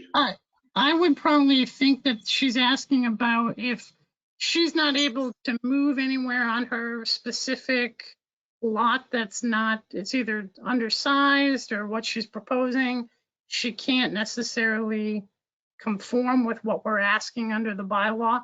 The variance or waiver that we can grant, which, that's another thing, folks, that, we understand that all projects can't be necessarily conditioned the way it's written in the bylaw. So, the commission can offer a waiver and a variance on our own bylaw and work with you on, avoidance and mitigation to finding another way to protect the resource. I don't know if I just took it out of your mouth, Brandon, but. Yeah, you did. There's a section for waivers and variances. There's 8.4, section 8.4, which is the standard for the whole town. Basically what you have to do for a variance is to show that there were no reasonable conditions or alternatives that would allow the proposed activity to proceed, in compliance with the full extent of the regulations. That you weren't able to avoid, minimize, or mitigate to the maximum extent feasible, and that what you have to do is prove that what you are doing is going to, the way that you're designing it is going to result in a net benefit to the resource area. So it's going to, increase the value of the wetland and therefore the public interests. And there are specific waiver and variance, requirements for the Webster Lake Association, where you might be encumbered by a lot that has more than 50% wetlands on it to begin with, and therefore there's not much room. And also that you have an opportunity to get up to a 50% reduction in the width of the buffer zone, the BVPZ, in certain situations. Yeah. Okay, the next question is from Dean. He's wondering, will the rubric be available with the draft bylaw? Yes, the rubric is included in the text of the bylaw. Yep. We have table 1 and table 2. The table 1 is for areas outside of the Lake Protection District, and table 2 is for the Lake District, which is it's much different. Actually, the BVPZ and the setbacks are actually less than the surrounding area. And the reason why is because we understand that the areas around the lake are mostly already greatly built up. You don't want to penalize someone from already having a house on a tight lot that was built before there were zoning regulations. But what we do want to do is try to have greater protections for that watershed outside of the Lake District that are contributing to the water quality and overall, the overall health of the ecosystem in the lake. All right, the next question is from Jane Levesque, and she asked, how is impervious material and tree removal considered to mitigate runoff? Jane Levesque, 20 Bates Point. Is there any specific section of the bylaw, or is that a general question? I think it's a general question. It's something that we often deal with in our meetings, is whether an applicant has considered impervious area, and often the commission asks about whether trees will be removed.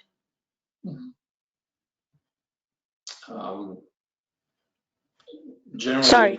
Sorry, Yeah. I'm here. Yes, when you were talking about development and overdevelopment within the lake area and around the watershed area, how is the impervious material proposed in any new project being considered for these undeveloped projects or new considered projects being considered for the runoff? I know there's certain areas of the lake, specifically the parking lot of Memorial Beach, where all 100% of the runoff goes into the lake. So Right, with all okay. this, Okay, yeah, I have an example of where this bylaw goes above and beyond what the state, Wetlands Protection Act requires. So under the state law, there are minimum thresholds for requiring a stormwater study. What the impervious area size is, what the mini watersheds are, and how that's going to impact water quality and the amount of runoff. And that is, the state law says you don't even have to do these studies until you hit the level of a subdivision of 5 lots or greater for residential use, okay? If you're in industrial commercial, you have to do stormwater studies, with a civil engineer for any project. But when it comes to residential, you have to have, it's a pretty high bar. You have to be looking at least 5 houses before that study is required. And one of the things, and I always thought that was a great oversight on the state level. So what we tried to do and what we're proposing to do under this bylaw is to lower that, as low as 1 house if necessary at the commission's discretion. So, you'll often get subdivisions, 3, 4 lots. And you say, well, you're putting in a cul-de-sac or, you're going to have a lot of impervious area, even with 3 or 4 lots. And then the answer is, well, the state law says we don't have to do any kind of analysis. So this gives you the opportunity to do that kind of analysis.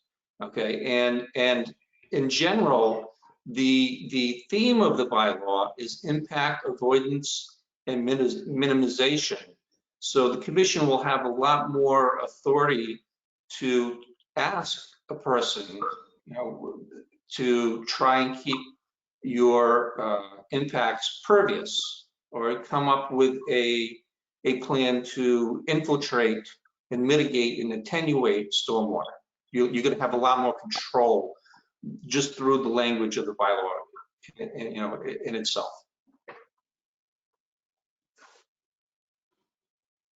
All right, we have another question about where the bylaw is posted. And again, it's not posted yet, but will be hopefully this week sometime.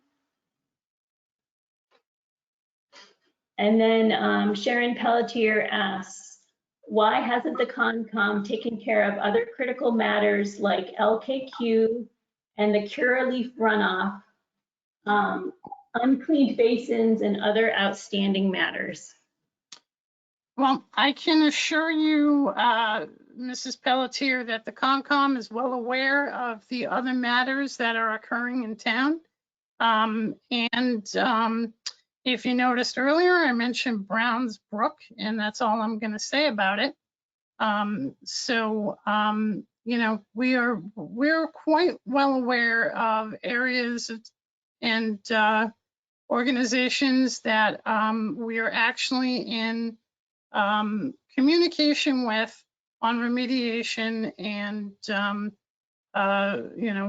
working on avoidance of pollution, runoff, and so forth. So that's all I'm going to say about that, because we're not talking about other projects.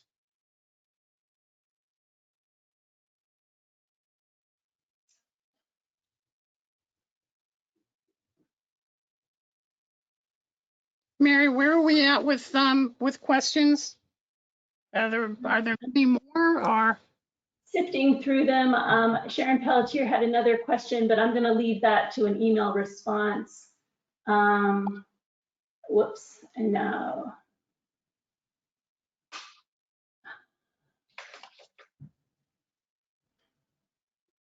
Okay, so Bob has a question for all.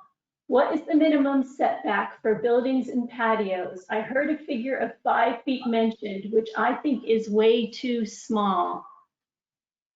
Okay, yeah. So there are certain thresholds that have to be met for requiring a VVPZ, which is a vegetated buffer strip of the retention or even creation of a vegetated buffer between the development and the water. But if you don't meet those criteria, like for example, you just want to put in a patio or a deck to your house that's already exists, you have an existing house and you want to put on a deck or a patio,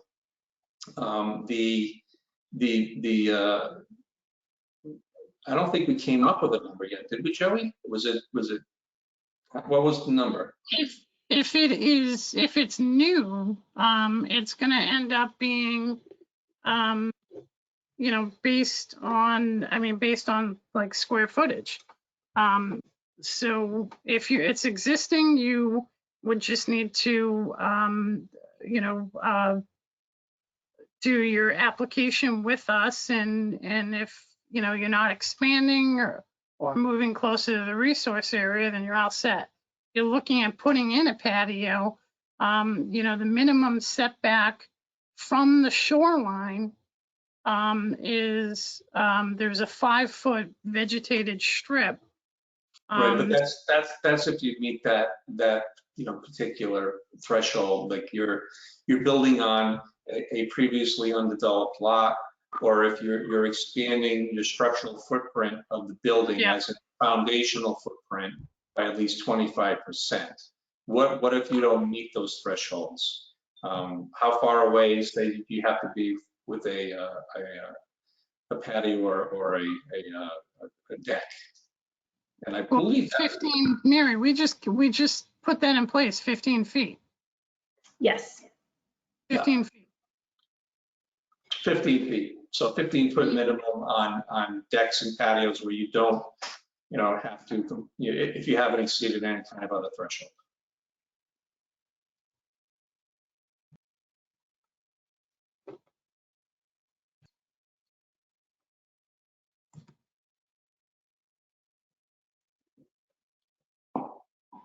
This is Bob Terrio. I asked a question about the patio and the building. The question is, what is the minimum setback from the lake for a building? That's one number. The second number is, what's the minimum setback for a patio from the lake? Okay, so Bob, are you talking about a previously undeveloped lot? Doesn't make anything new. Anything, well, let's existing or new. It doesn't make any difference. Existing building? Well, it does make a difference. It makes a difference if it's. I can tear down a house and build it on the same foundation, right? What does that come under? They're doing a lot of that right now. Right. So if you're doing a demo rebuild on the same footprint, there's no change. It's considered an in-kind replacement. Okay, then what about new? So it's a brand new lot that's never been developed before? Well, you're going to tear down a house and you're going to change the footprint. You're going to put it either closer to the lake or further away from the lake. What's right. the, So if you're changing the footprint significantly, then you have to follow the rubric in table 2. Well, what is the minimum of the rubric then? If the minimum would be, you would have to make sure that you have at least a 5-foot vegetated buffer strip. I don't think property size has anything to do with it. The minimum ought to be something like 10, 15 feet, in my opinion. Well, it does depend on the lot size. If you have a smaller lot, then you can go closer. If you have a larger lot, build a smaller house. What's that? Build a smaller house. I'm tired of seeing people putting their houses 3 foot from the water, blocking other people's view. You ought to be some reasonable average value dimension. There's a reasonable number. It has nothing to do with the lot size. The average setback, Bob, is we're looking at 25 feet. That would probably be your average setback. Right, so most lots on Webster Lake are in the 30 to 50,000 square foot size, which means that they would have a 20 to 25 foot required vegetated buffer strip, and then another 20 feet beyond that with the closest the foundation could be.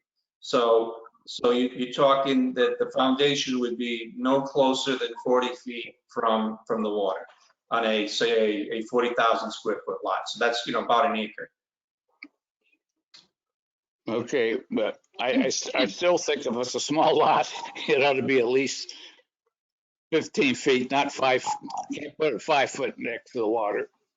Yeah, well, on a less than 10,000, let's say you had a less than 10,000 square foot lot that's never been built on, okay? It's grandfathered and you're allowed to build on it.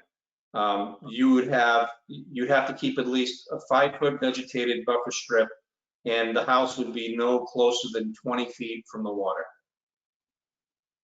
Oh, okay, the house would be 20 feet from the water. The 5 foot is the vegetation then, is what you're saying. That's right. You'd be able to, like the edge of a patio or something. 5 feet, and you'd also be able to have, 25% of that total frontage on the lake would be allowed. You'd be allowed to have a view corridor with a pathway going down to the water, so you could do some recreation. Now, Okay. might I add that based on a lot of our neighboring towns that have bylaws, based on the square footage, we're doing square footage of lot, because if you've got more room to come back from the resource area, that's what we're expecting based on the rubric. A lot of the other towns around us have a no build zone, and then on top of that, a no disturb zone. So, and based on what we're asking for folks is actually very flexible, and is actually 25 feet is actually very small. Yeah, but it's typical of Webster Lake, so not much reason to go much further back. Well, I mean, the thing is, it really depends upon the lot and how we can work with the resident to, make sure that the performance standards that we put in place with the bylaw, sort of keep things back from the shoreline. Right, and I also like to mention that there's an overarching theme with the bylaw, and that is to avoid and minimize impact. So, you're going to be able to build a house, right? That's a given that in most cases you're going to be able to build on your property, and you have to minimize your impacts. So the commission's going to be able to have more control over saying, well, we think that house is too big. We don't think that you need to have an attached. We don't think you need a 2-car garage. You don't need that deck. Your yard is larger than it needs to be. It's going to have that kind of control. Okay, thank you. Yep. You're welcome. And one more thing to go along with that. When you have an existing house and you want to add on to it,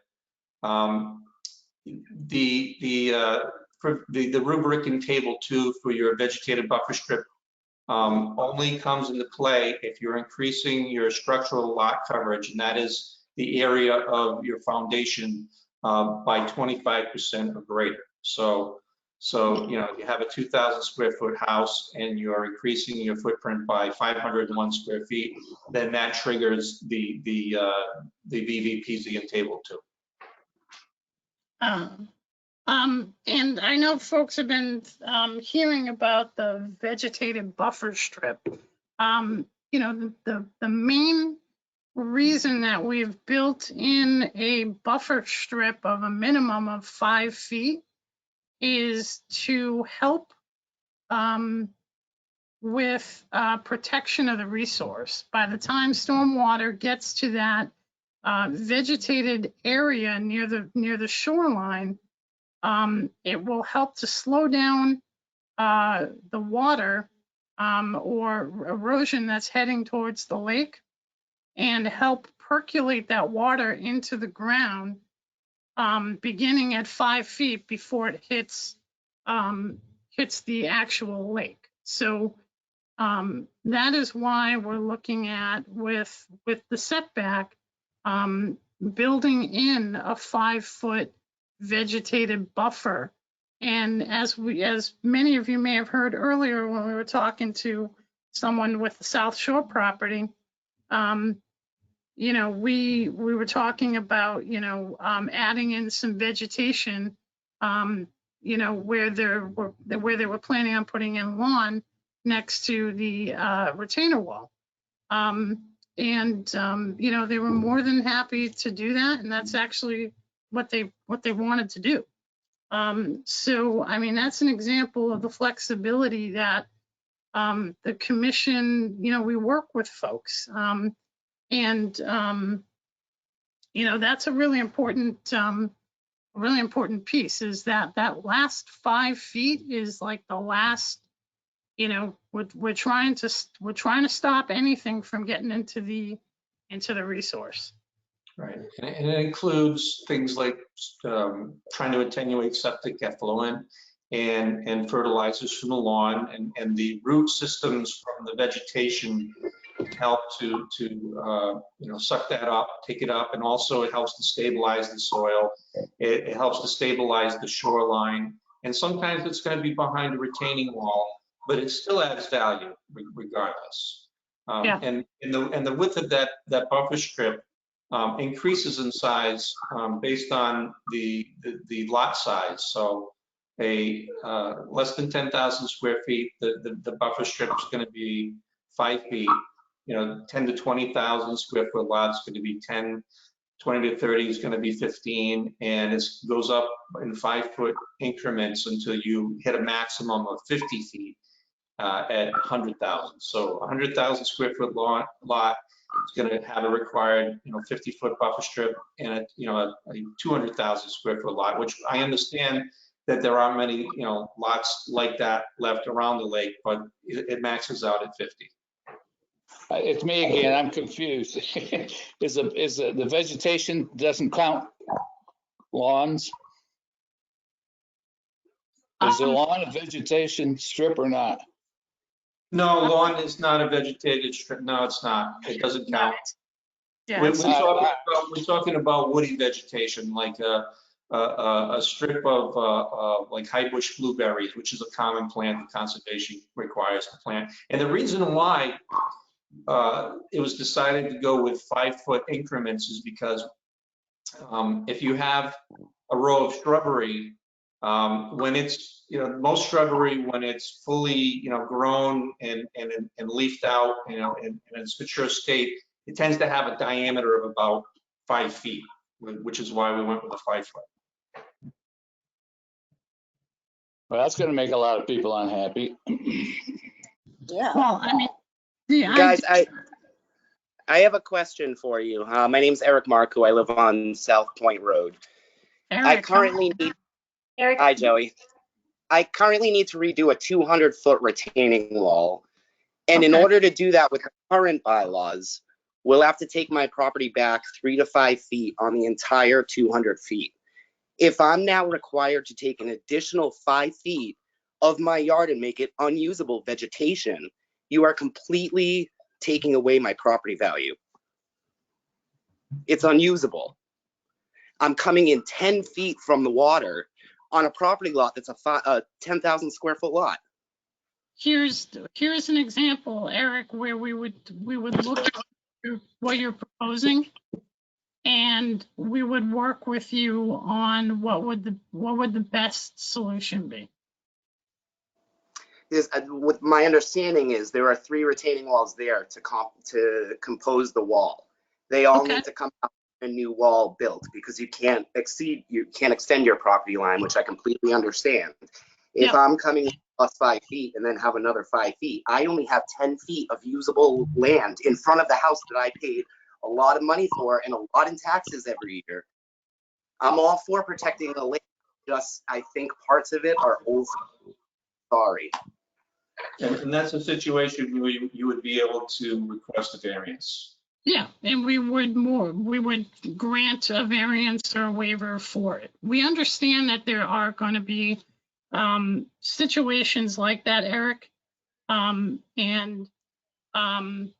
you know, it's you know, it's the commission will work with folks. I don't want folks thinking that we're not going to work with people, because you're not the only one that has a lot that's like that. There are a lot of lots on the lake that they used to have a very small cottage on them, and the property was bigger with a smaller cottage on it. And my house is the original house from 1940. Nothing's changed. I bought it with a view. I don't want 5-foot blueberry bushes blocking the view on now what's up. I would like to point out that retaining wall repair and reconstruction is not a situation where you would be required to have a vegetative buffer strip to begin with.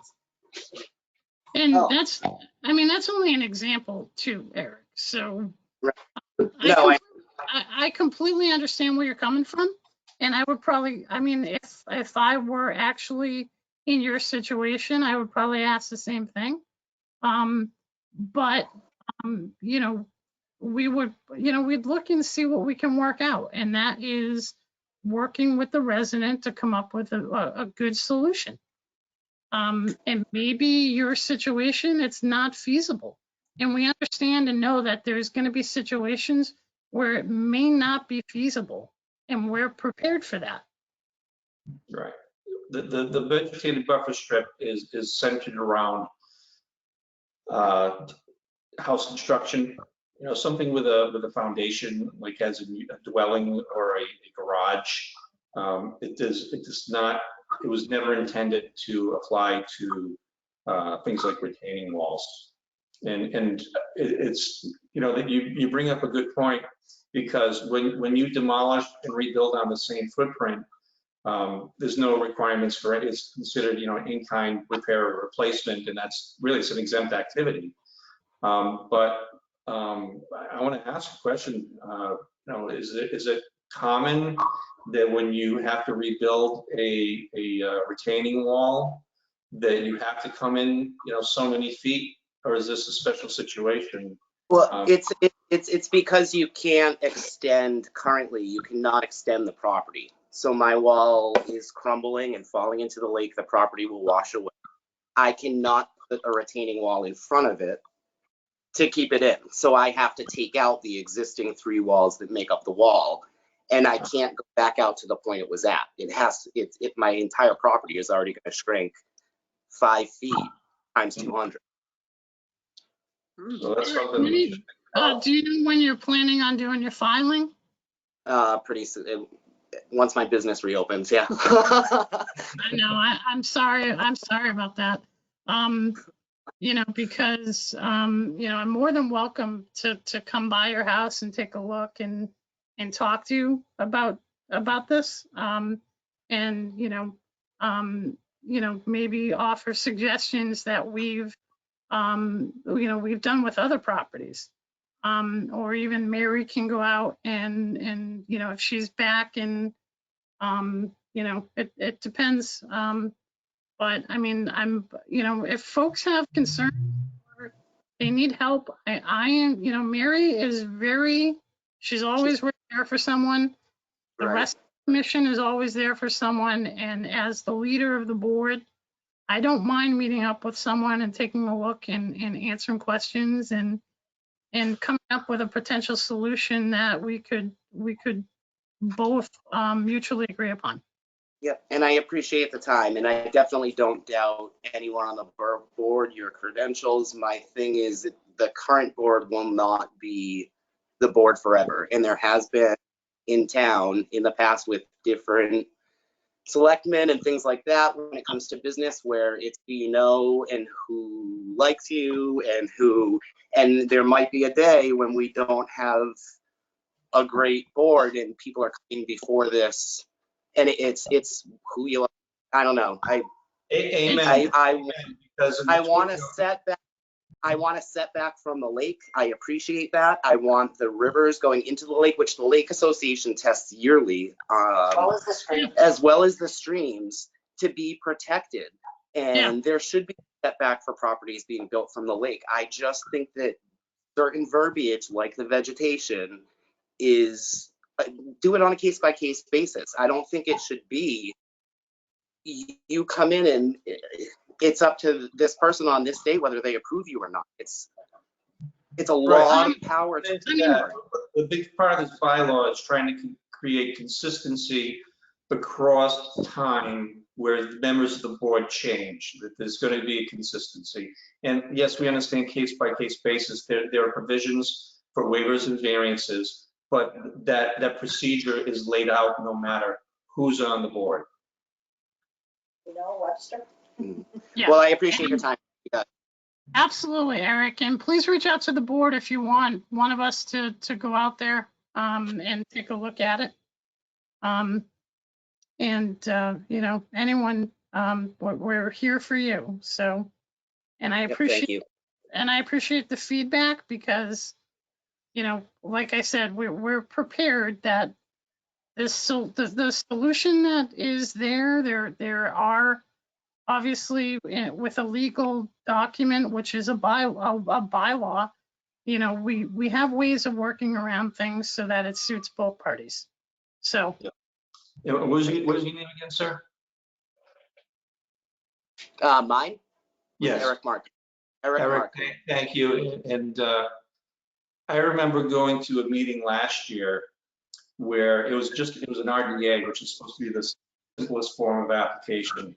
And it was for request for some stairs to go down to the water. And the discussion went on for 45 minutes, which I thought was ridiculous. With this bylaw, with the rubric that's set up, we're talking about 10 minutes or less, okay? Because it's going to be cut and dry. It's going to be black and white. All right, well, thank you. I don't want to take up any more of your time. I know you have more questions. Thank you very much. Thanks, Eric. Take care. Joey, how many more questions do you want now?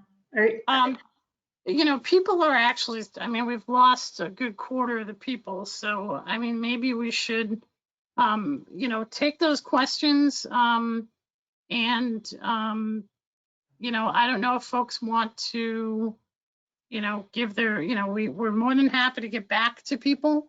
Yes. And like I said, we're gonna have a session at the end of May where we can take comments and take, you know, concerns like, you know, Mr. Casalt and Eric and, you know, Jane and some of the others. And, you know, we'll look at all of this and it may require us to adjust something. But, you know, like I said, we're more than willing to work with folks. So do you want to do one more and then we'll get to the end of the meeting because we are almost 2 hours into it. Certainly, that's fine. And I just, before I do the last one, I just want to let you know, some of them questions are more individual. And if I know who you are, I can email a response. So this last question is from, if I lost it.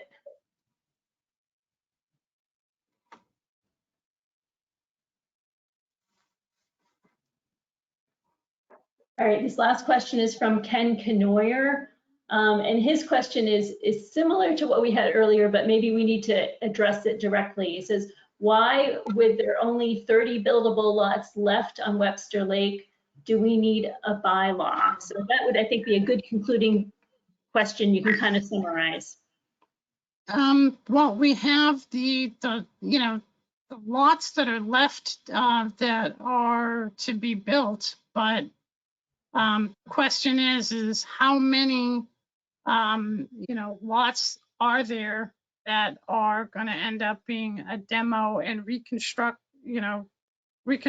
number one, subdivision, and then also, you know, making sure that, you know, a lot of, you know, the other components of the bylaw, which, you know, what if someone's doing an addition to their home, you know, replacement of a retaining wall, you know, it's a matter of putting some additional protections in place.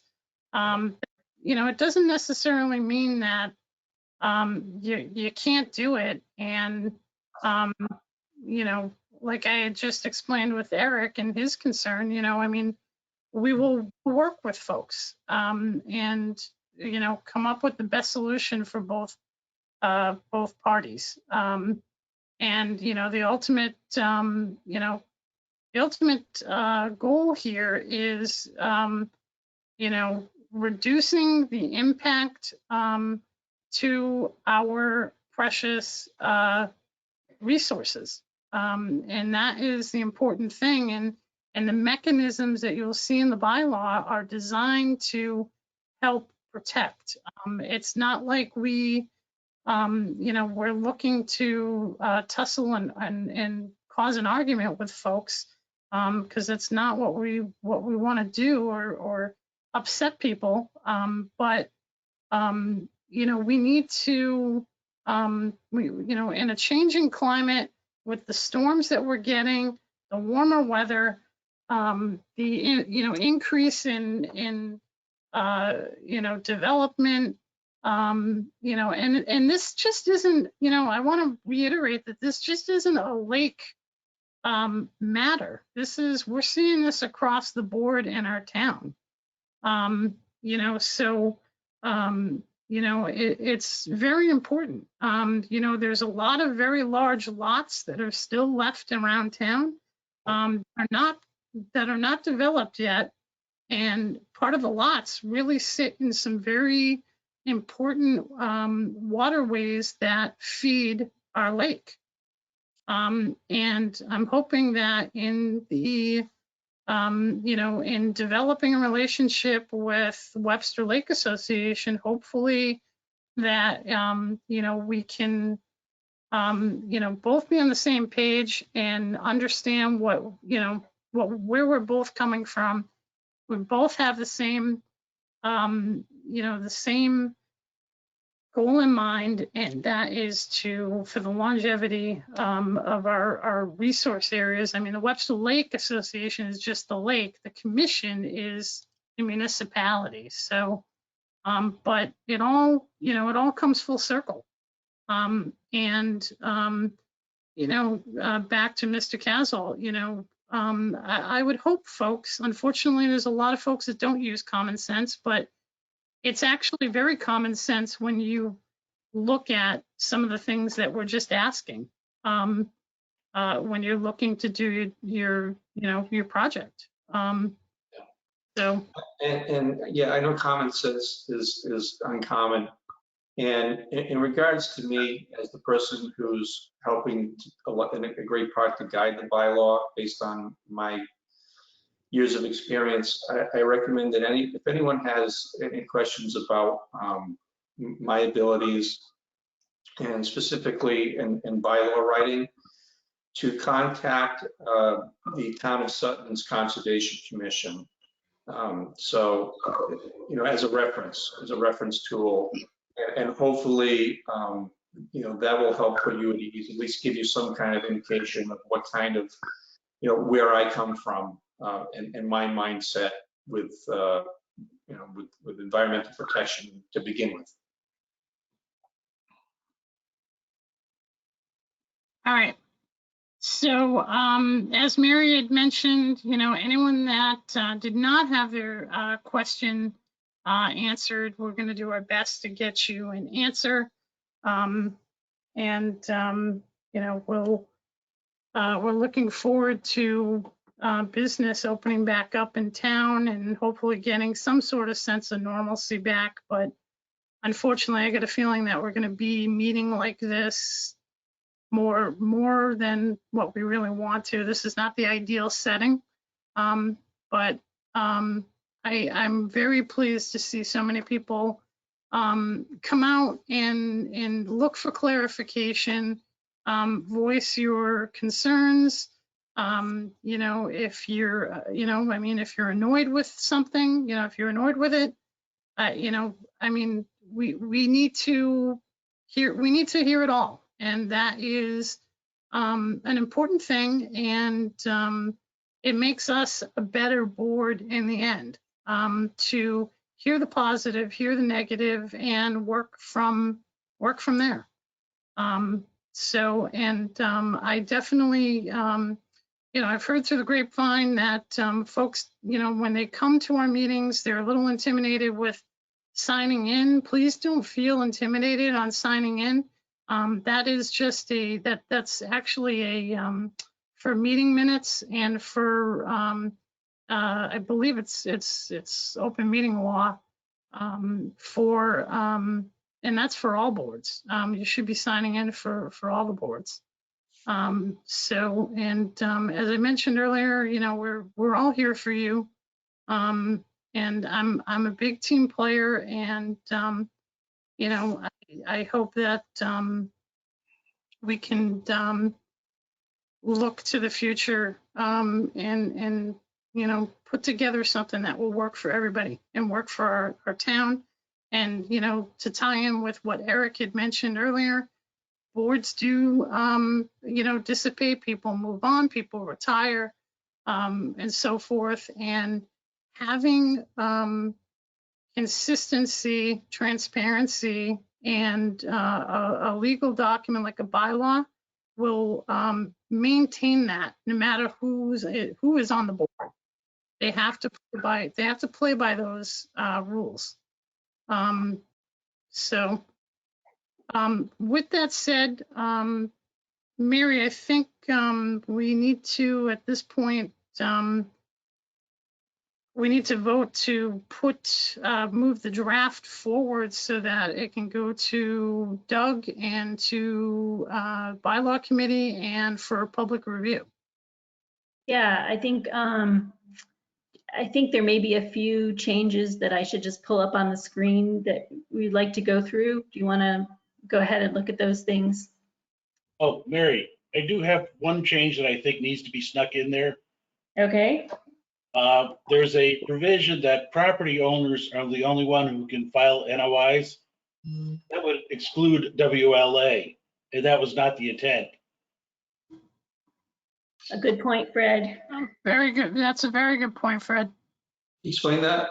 WLA, Webster Lake Association. Yep. Well, that actually no. That's not just it's not the complete wording. What page is that on? It was up in the first sec, somewhere up near the top. There was something about only property owners could file NOIs. Right, but that's not the end all on it though. Let me check it out.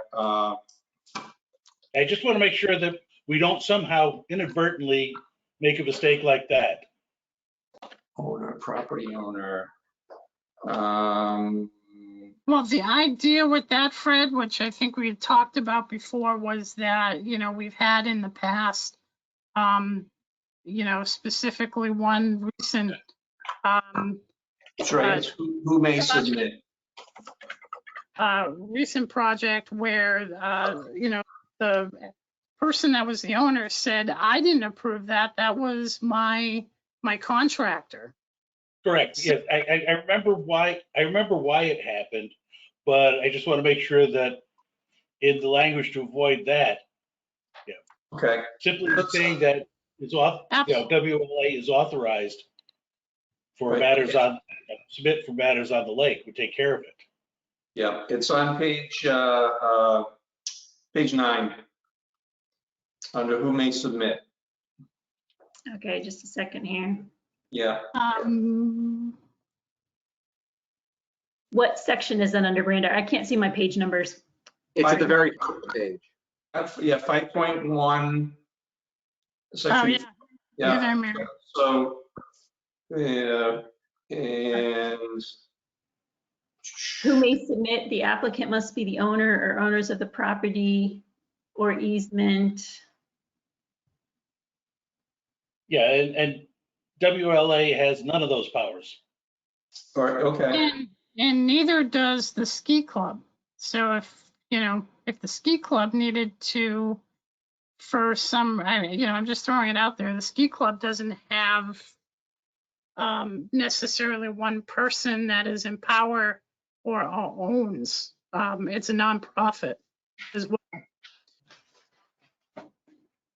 Well, the ski club is different because they actually do own the lakefront property. No, they don't. The They state don't? owns it. Ah, No, the okay. state owns that property. All right, then that would be a secondary edition. Yep. Good catch. Yes.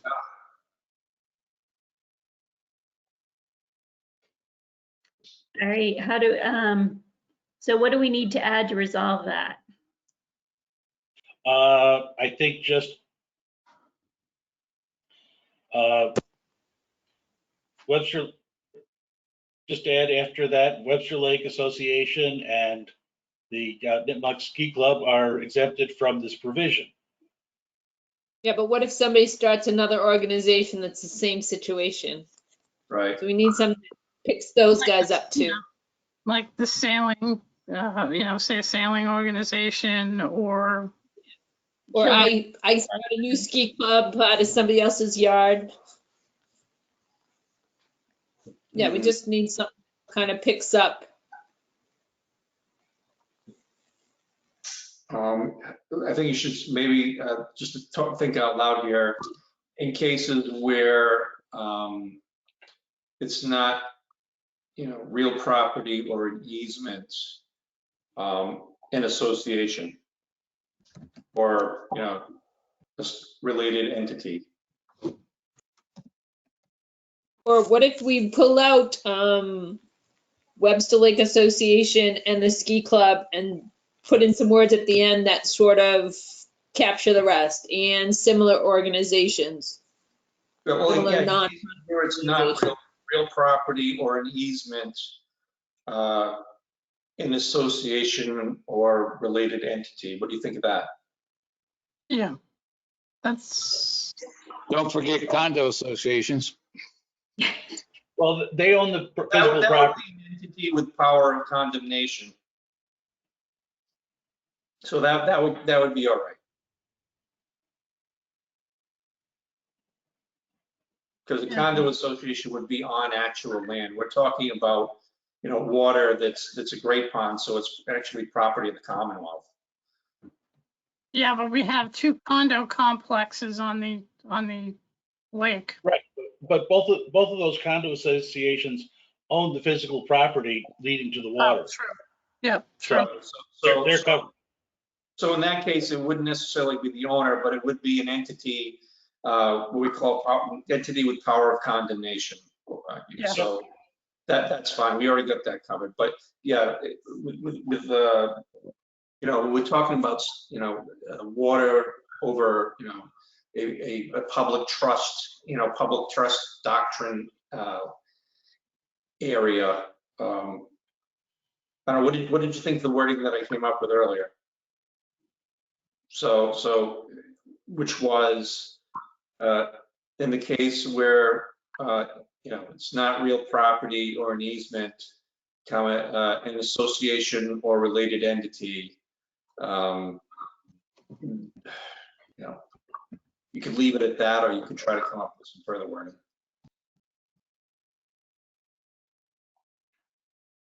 Well, in both cases, they have a legal authority given to be operating on the lake by the state. Trying to look for commonalities here. Yeah, I like legal authority. And I presume the WLA has legal authority to represent and work on the lake.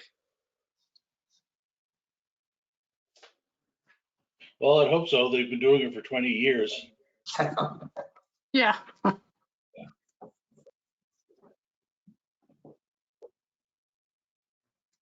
Yeah, an association or other entity with legal authority to submit such application.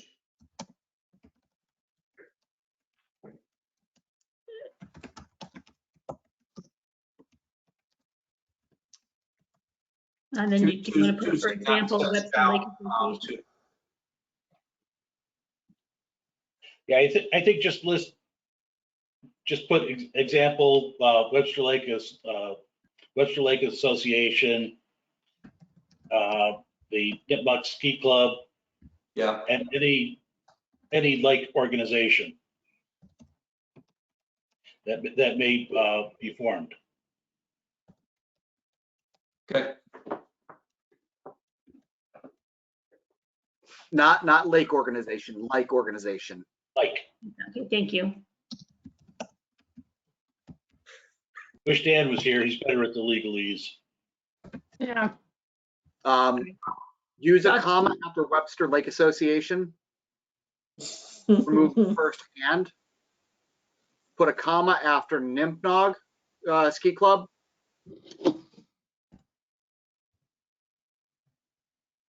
And you still have to remove the first and.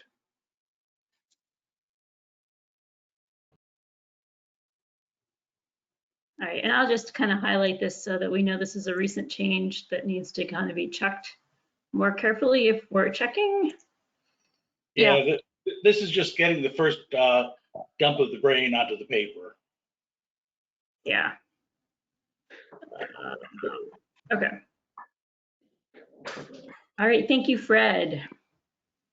Were there other comments from the board about things?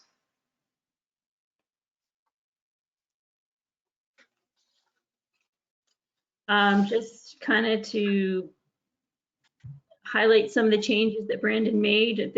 He added these definitions here: unnecessary, undesirable. Yeah. And then he added the definition for setback. Yeah. We added, Dan was having a hard time understanding the random, so Brandon added an example for random. Right. The whole point is that a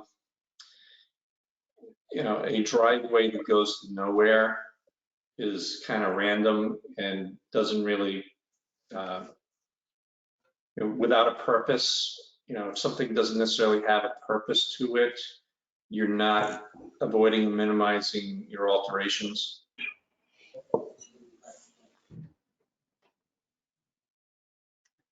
Brandon added native.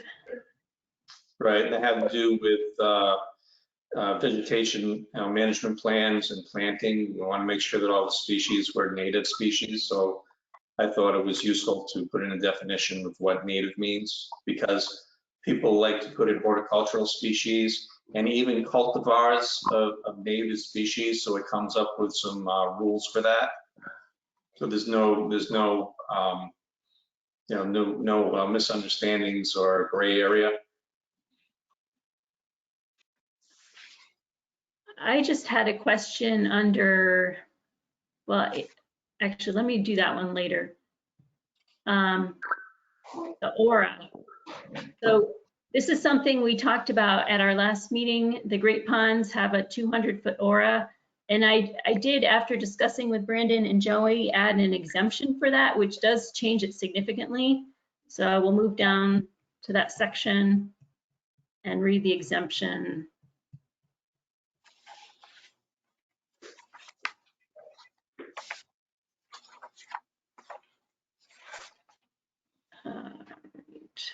All right, so right here, so the idea is the 200-foot aura would not apply actually to lakes. It's intending to get all the lots that are across the street. So there's a ton of lots across the street that would come under this 200-foot aura. So this says it shall not apply to lots that are not contiguous to Webster Lake and where the lot perimeter at its closest is more than 100 feet from the shore. So this is intending to catch lots that are across the street where it's not as big a deal. So the commission, if you have a concern with that, certainly speak up.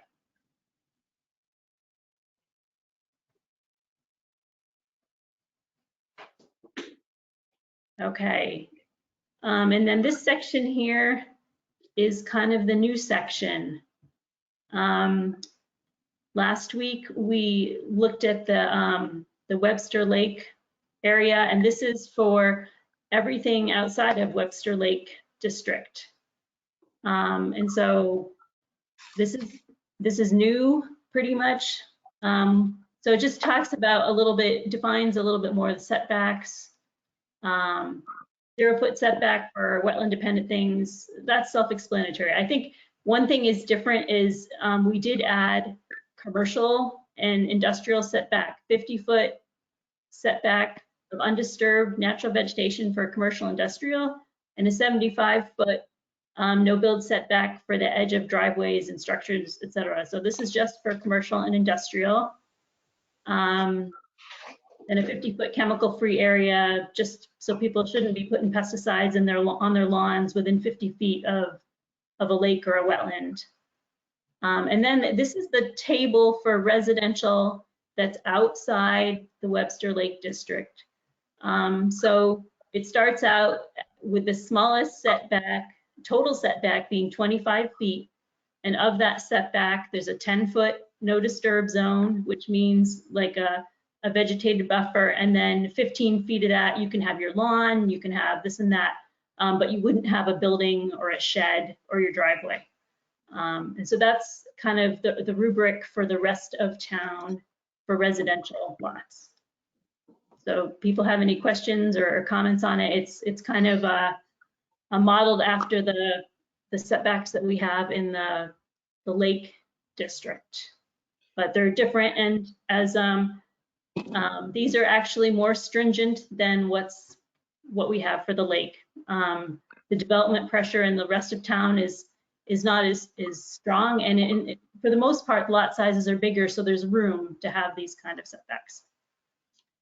The other thing too is, just to add that the engineers and contractors, they love to see tables like this, and all they're gonna do is look at it. I'm not on the lake. This applies to me. I got this square foot lot. All right. Okay, here's what I need. Right, but also to point out that those are the minimum. Those are the minimums. Right. Yeah. Yeah, and it says right at the beginning, these setbacks are a minimum and may be extended further if deemed necessary.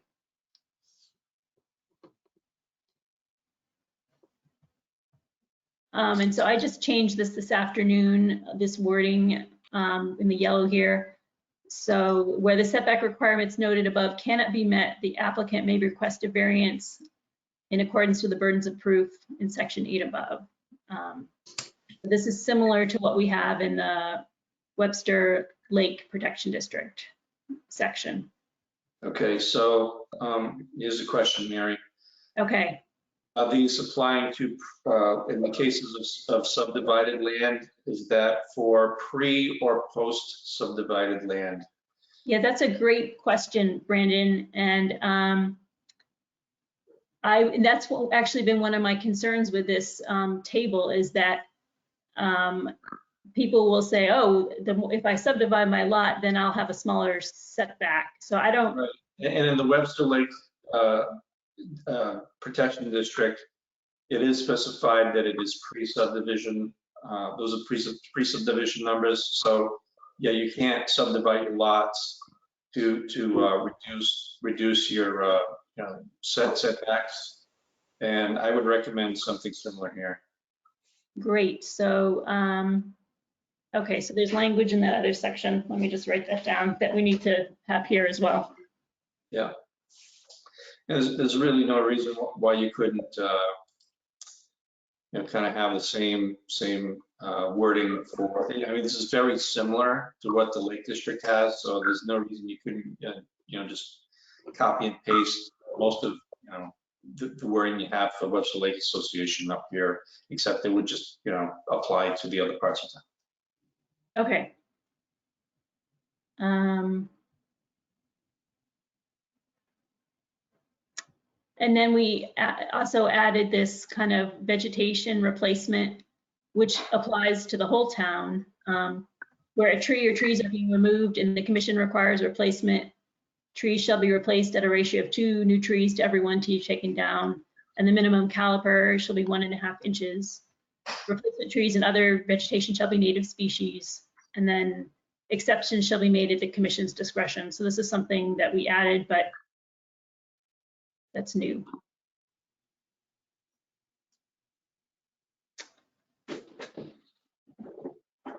All right. There's one more thing at the beginning I just thought we should talk about. Okay.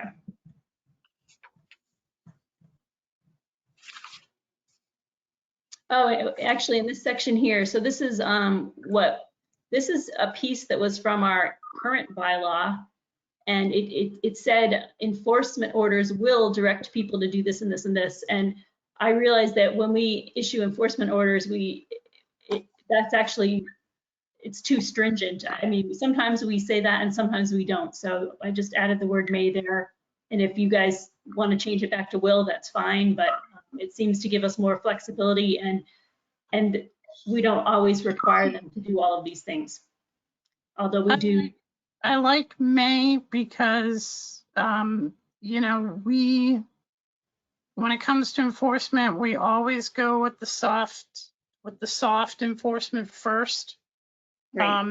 And work with the developer or work with the resident. And then if subsequent issues rise, then we need to, as in the wetlands enforcement manual, follow that direction that's in the regs, and you know, go to a full-blown enforcement order that goes to DEP. Yeah. Well, one thing I would point out is that legally, there are like 3 levels. There is may, will, and shall. Yeah. Will is actually legally not a mandatory. Shall is the mandatory form of it. So you think shall is a better term? No, shall, if you say shall, that means you must. Oh, yeah. If you sure. say will, it is less stringent, and may becomes more ambiguous. It may be subject to dispute. I think one of the things that may be question having the will is we don't always, if you look at number 2, is identify resource areas on the property, which sometimes could include hiring a wetland scientist to go out and delineate something, and we don't always do that. So to fix that, Mary, we could in theory just add the word slash after and slash or in front of number 4. Because then it gives you the option to choose of the above. It's not saying you have to do all 4, it's saying you can do any of the 4. Okay, yeah, I see what you're saying. I don't have the enforcement manual in front of me. Do we know what? You don't have the enforcement manual, do you? Because we could just take the language that's right out of the enforcement manual. And this could be, I mean, this could be the language that, who was it, Todd, that was around before, may have put together. Yeah, yeah, it's some of this language, I wasn't sure if we wanted all of it because we're not doing it right now. So. Well, I mean, we're not doing it because, I mean, we, you know, you get more with, you know, offering an apple than just walking in and being like, all right. Right. And that's, you know, we really, I mean, there's been very few that we've had to really drop the hammer on. Right. At least in the last couple of years I've been on board. Others have either not known what they're doing, or they need to be reminded, or, you know, they just need to be, hey, you know, we checked your site and, you know, you need to fix a few things. So, but, what, Brandon, do you have a suggestion on this? I like the word may because it implicitly gives the commission discretion. When you write shall, you are boxed into a corner as a general rule of thumb. Anything specific on one of these sections you want me to opine on? I guess maybe Joey was saying, Fred was suggesting there's 3 words. It had been will, and so we change it to may, and then. Okay, so all right. So in subsection 1, you have 1, 2, 3, and 4. Okay. Yeah. All right. So enforcement orders may direct property owners and contractors to stop work, identify resource areas on site, install erosion controls, and meet with the commission to discuss the violation. I think that's very good. I think that's all very good. I would point out that under the language, it says with the word may, it also says we can give it a pass. Yes, which of course. might make it seem capricious and arbitrary.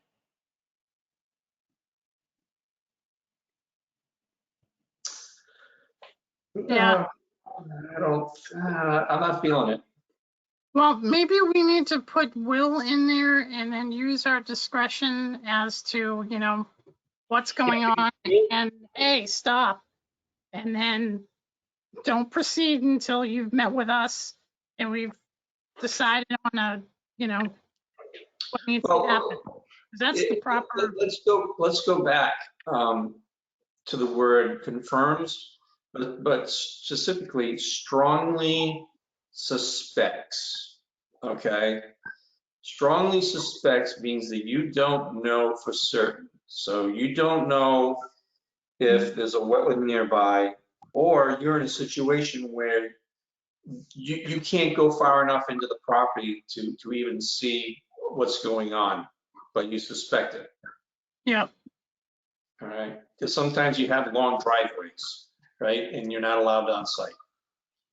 The existing bylaw, if there is work going on through an NOI, the bylaw does give us the legal right to enter the property. Yes, it does. I think that this section is addressing situations where you don't have an order of conditions or determination. Am I right?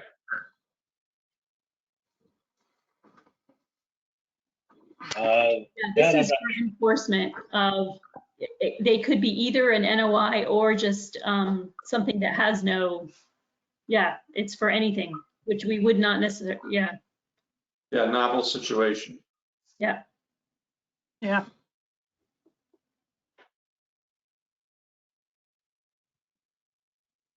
Yes. So I think this section reads more like a guide than an actual rubric as to what needs to be done.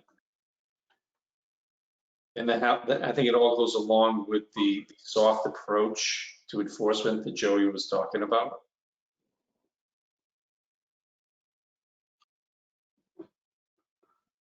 So Joey, I pulled up the manual online. Yeah.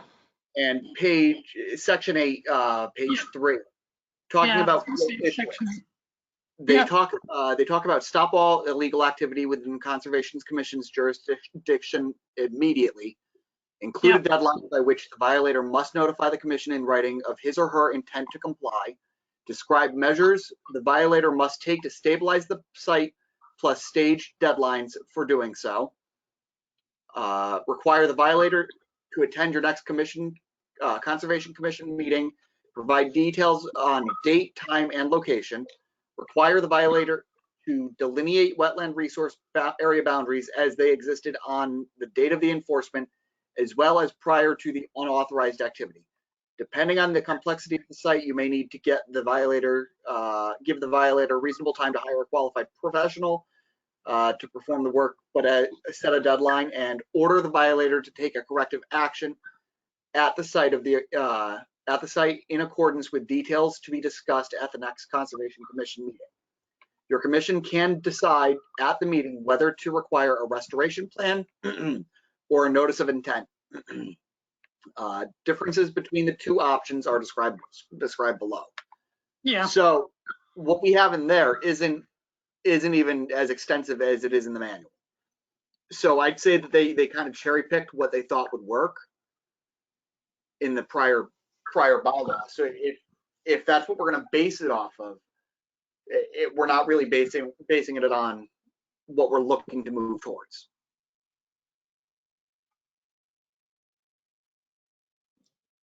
Wow. And they say that enforcement options that are issued in the field should be kept as simple as possible. So saying that we will or we shall isn't keeping it simple, it's complicating it. Yeah. This whole document is complicated. Well, it's going to be complicated no matter what, but if you keep it as simple and you say we may direct owners and or contractors to do one of or multiple of the following, it's giving them a baseline for what directions we can give them. You know, there's 4 different options there. They have 1, 2, 3, 4, 5. They have 6 different options online. So, I mean, we're not on here. Do we have in here taking corrective actions? No, that we don't, which we could add that. That usually happens, you know, after number 4. That would be the next step after they meet with the commission. Right. So it's just kind of, you know, it's not a complete, as a discussion. We should probably take what's in the actual regulations for the enforcement regs. Because then it is, I just feel like it's more, you know, it's written in a legal manner and it is what the practice actually is. And,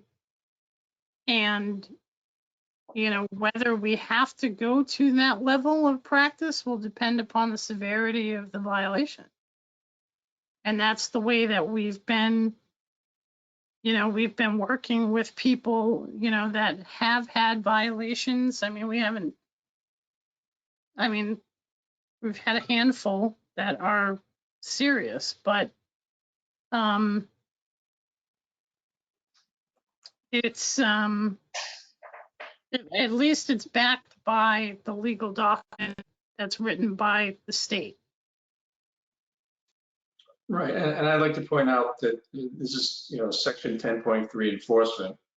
And this is, you know, the 3rd or 4th paragraph down in that section. And the very first paragraph outlines without any doubt, you know, the commission's enforcement ability, which is that the commission shall have the authority to enforce this bylaws, regulations, and permits.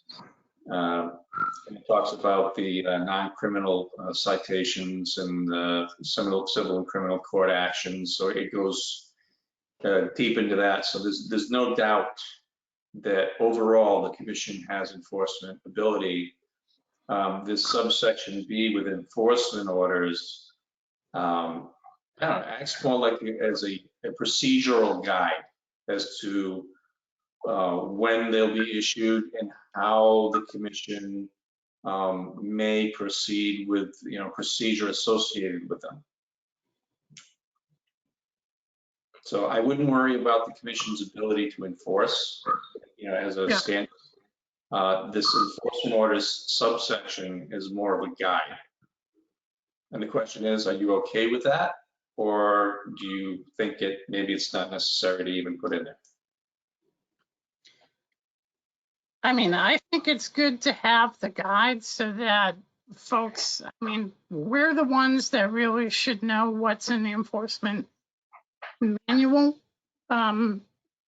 Folks should, at least if they're looking at this and if they violate, they'll at least have, they'll know the guide as to what can occur.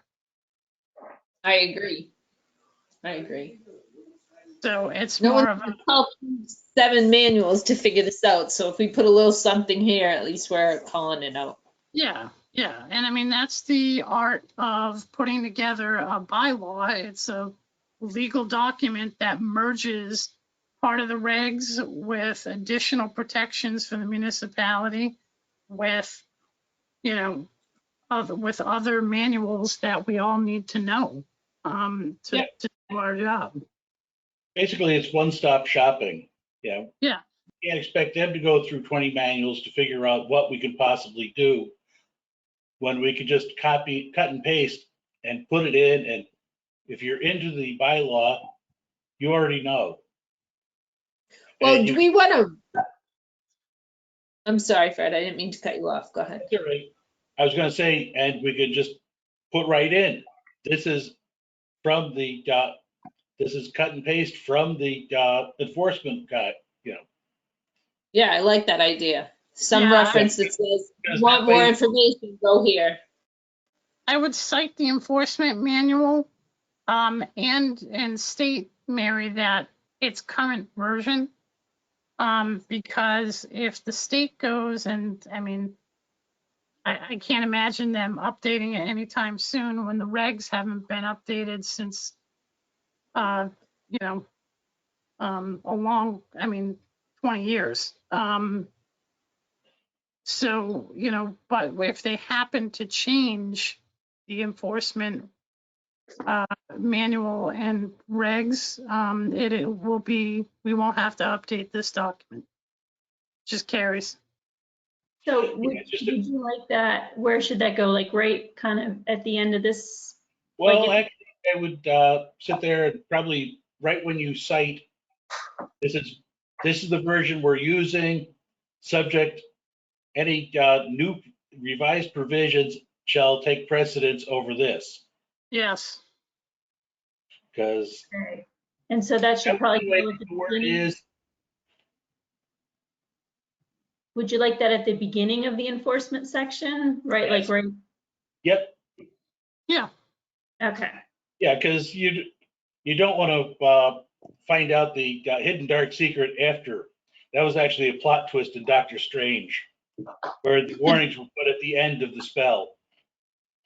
All right. The other thing I'm seeing is under the enforcement section, there is a note of fines cannot be imposed in an enforcement order. So I don't know if this qualifies under an enforcement order or because I see we're talking 10.3 enforcement and then first thing is 10.3A, which is fines. And then 10.3B is enforcement orders. So I just want to be sure that we're not putting that we're going to fine people when the actual regulations say that we can't in this section. Or do fines belong in a different area of the bylaw? Yeah. You're sort of right. It should be separated a little bit because fines are separate from an enforcement order. Yeah. Okay, that's what I wasn't sure of my understanding of it. Yeah, they must be in the enforcement order manual as to how to administer fines. So we may just want to split that into 2 sections. So that it becomes, here's the enforcement order based on the state, and then here's the section on fines. But when would you be issuing fines other than when there's an enforcement order? You can't. You can. They're 2 separate things. You can't put a fine in the enforcement order. Yeah. Correct. But you can fine them for not being compliant. Yes. Correct. And so you issue an enforcement order, and then if action isn't taken, or well, actually, the commission has the ability to issue fines beginning on the day of discovery, at which you would then be issuing tickets. Right, and the reason for the differentiation is, if you look at it with the soft approach, what you want is compliance. You don't want adversarial, so you really don't want to be giving them the fine with the enforcement order. You want them to fix it. True, but We've had to find two people like. you're going to end up with a person or entity who's a recidivist recalcitrant that you. Yeah, that you may want the option of issuing on the day of discovery. It's at your discretion if you want to And do that's what we've done in the past. We issue the fine on the day of discovery and then notify them and then issue the enforcement order separately. Right, and I believe this doesn't go on to say that the commission has the ability to adjust those fines.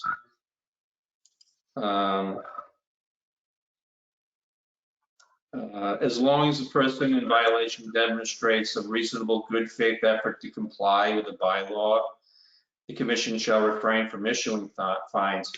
But good point, it doesn't say that anything about the ability to retract fines if already issued, or reduce fines. Is it good point? All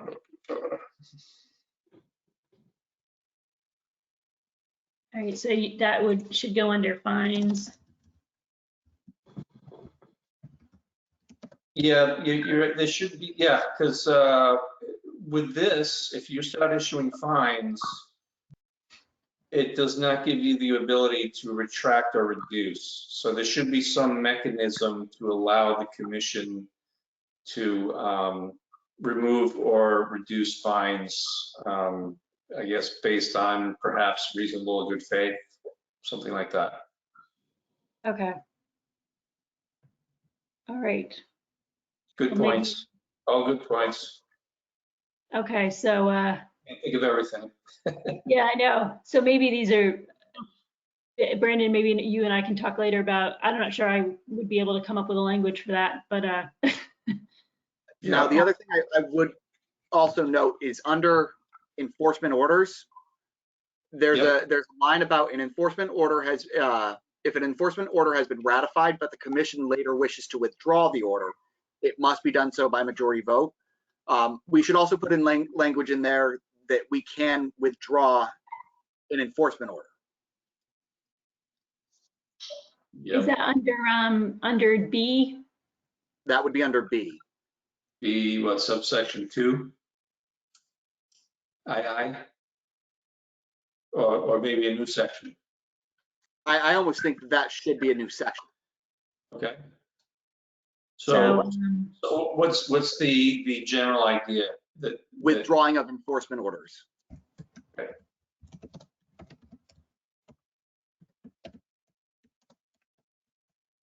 Okay.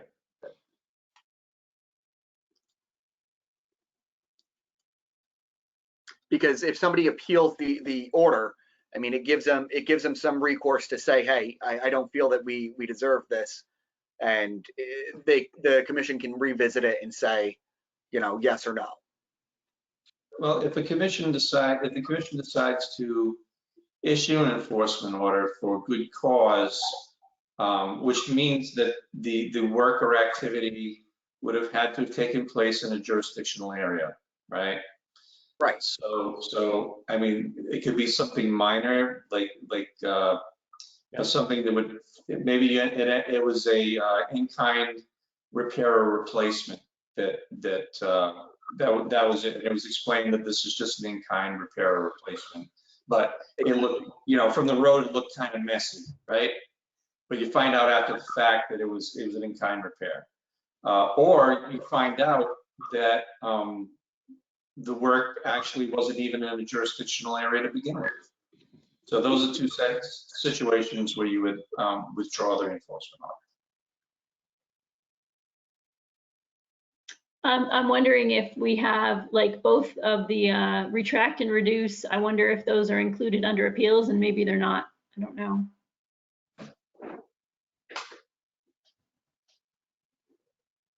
Under no, I think it should be kept with the area that it belongs. I mean, it makes it, reading through the bylaws, somebody who isn't an attorney, they're not going to be able to search it. You know, they might not be as familiar with them to search it. if they're reading, okay, we got an enforcement order, they're going to go right to enforcement orders and say, here's what applies to this order, instead of going to there and then going down to appeals. Right. In the appeals section, it does read the commission shall suspend fines as long as the person in violation demonstrates a reasonable good faith effort toward obtaining compliance, and that the commission may restore suspended fines at any time during an existing violation. So we do have that language. For the, so up here, when we were talking about retract and reduce, do you feel like that's covered under appeals? That's what I was It could be, thinking. but now it brings up the question of the word shall again. Yeah. So if the person, say you had a total mess, but then the person starts to work towards fixing, rectifying the situation, this sentence says the commission shall suspend the fine. Right.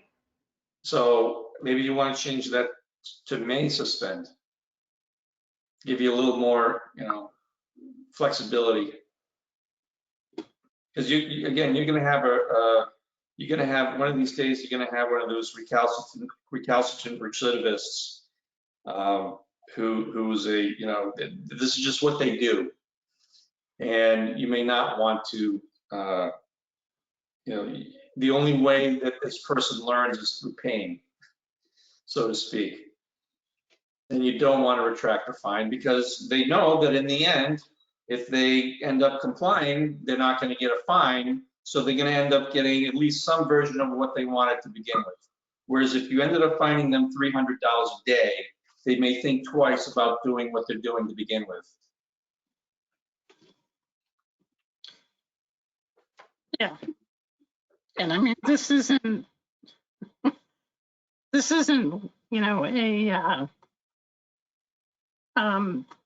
not shoveling a sidewalk during the winter. I mean, this is playing with what could be a drinking water resource.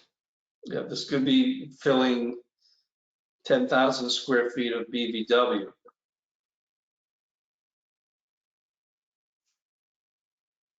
Disturbing critical protected habitat. Right. So what do you feel? Shall I change that to a may? That's I fine. would recommend changing that to may. Yep, that's easy. Now, one of the other things I saw up in, I believe it's section 4, talking about different types of violations. A violation of enforcement order constitutes a separate statutory violation. So we should almost put that information in there as well. That not only are they hit for one violation, they would, they'd be hit for a second or possible third. Well, section 4 is the definition section. So we're we back in section 10.3? So it's not under a just, I guess it would be, it's a type of violation. So we might want to go through section 4 of the manual. Oh, the manual, right? Well, we already have, we covered that would be in 10.3D, non-criminal disposition. Okay. And 10.3D, you said? Yeah, 10.3. That's 10.3D, and it's the last sentence in that. The penalty for violation. So can you highlight that, Mary? Yeah, I see that, but that actually would not tie in with a violation of enforcement order, because that's a financial fine. You can't fine with an enforcement order. Sure, we're not splitting hairs. We don't need to. Yeah, because what we're saying is we're going to be issuing them a financial fine, but what this is saying is it's actually a separate violation by law. So if you were to take them to court, they could be hit with a separate violation.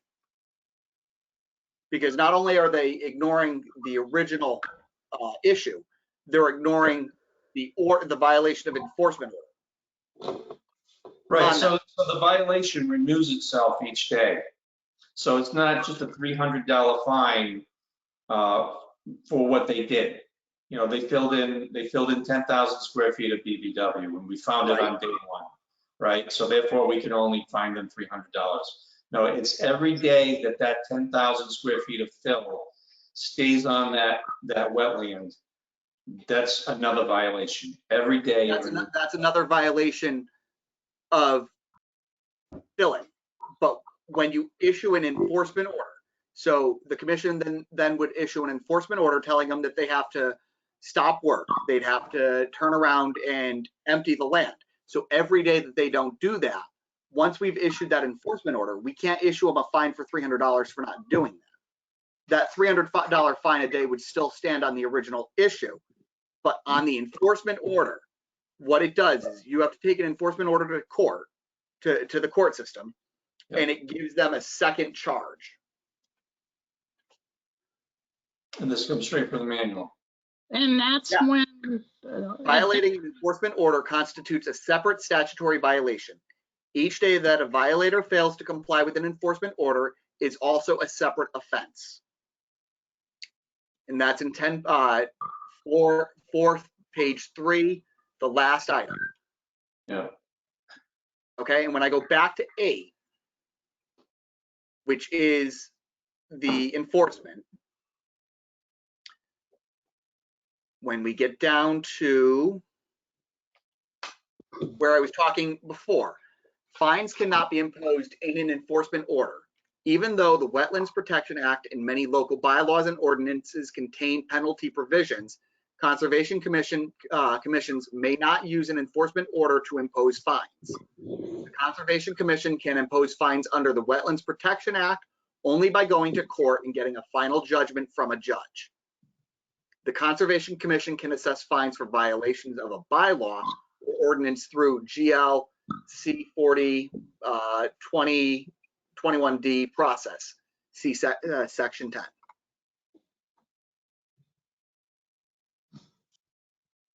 Okay. Oh my goodness. So that's section 8, page 5. Yeah. Yes, I think I'm not totally understanding all of this, but the bylaw, we already have a bylaw. We already have a bylaw which allows us to fine. And so when we do issue, right now when we fine, it's never attached to an enforcement order. And I think it would still continue to be that way. The enforcement order is separate. We'll issue an enforcement order, and then we write them a letter which says there's a fine. And then it's, I mean, it may be sent in the same envelope, but it doesn't say on the enforcement order, you have a fine. Right. So under the enforcement order is what I was saying is that's where we need to tell them that non-compliance to an enforcement order can result in additional charges. Additional, what was the verb? statutory charges. Statutory charges. Thank you, Joey. Right, because I based that section on the MECC model bylaw. And I'm not seeing the relationship to enforcement orders as being something that you have to address separately. Probably because most commissions handle enforcement in various different ways. I mean, there's the actual legal structure, but you hope to never get to that point of it's gone to court for non-compliance. I mean, more recently we've had a situation like that, but we ended up just, you know, moving along and working something out with them. And I mean, it's, you know, we know that the manual tells us what we can do.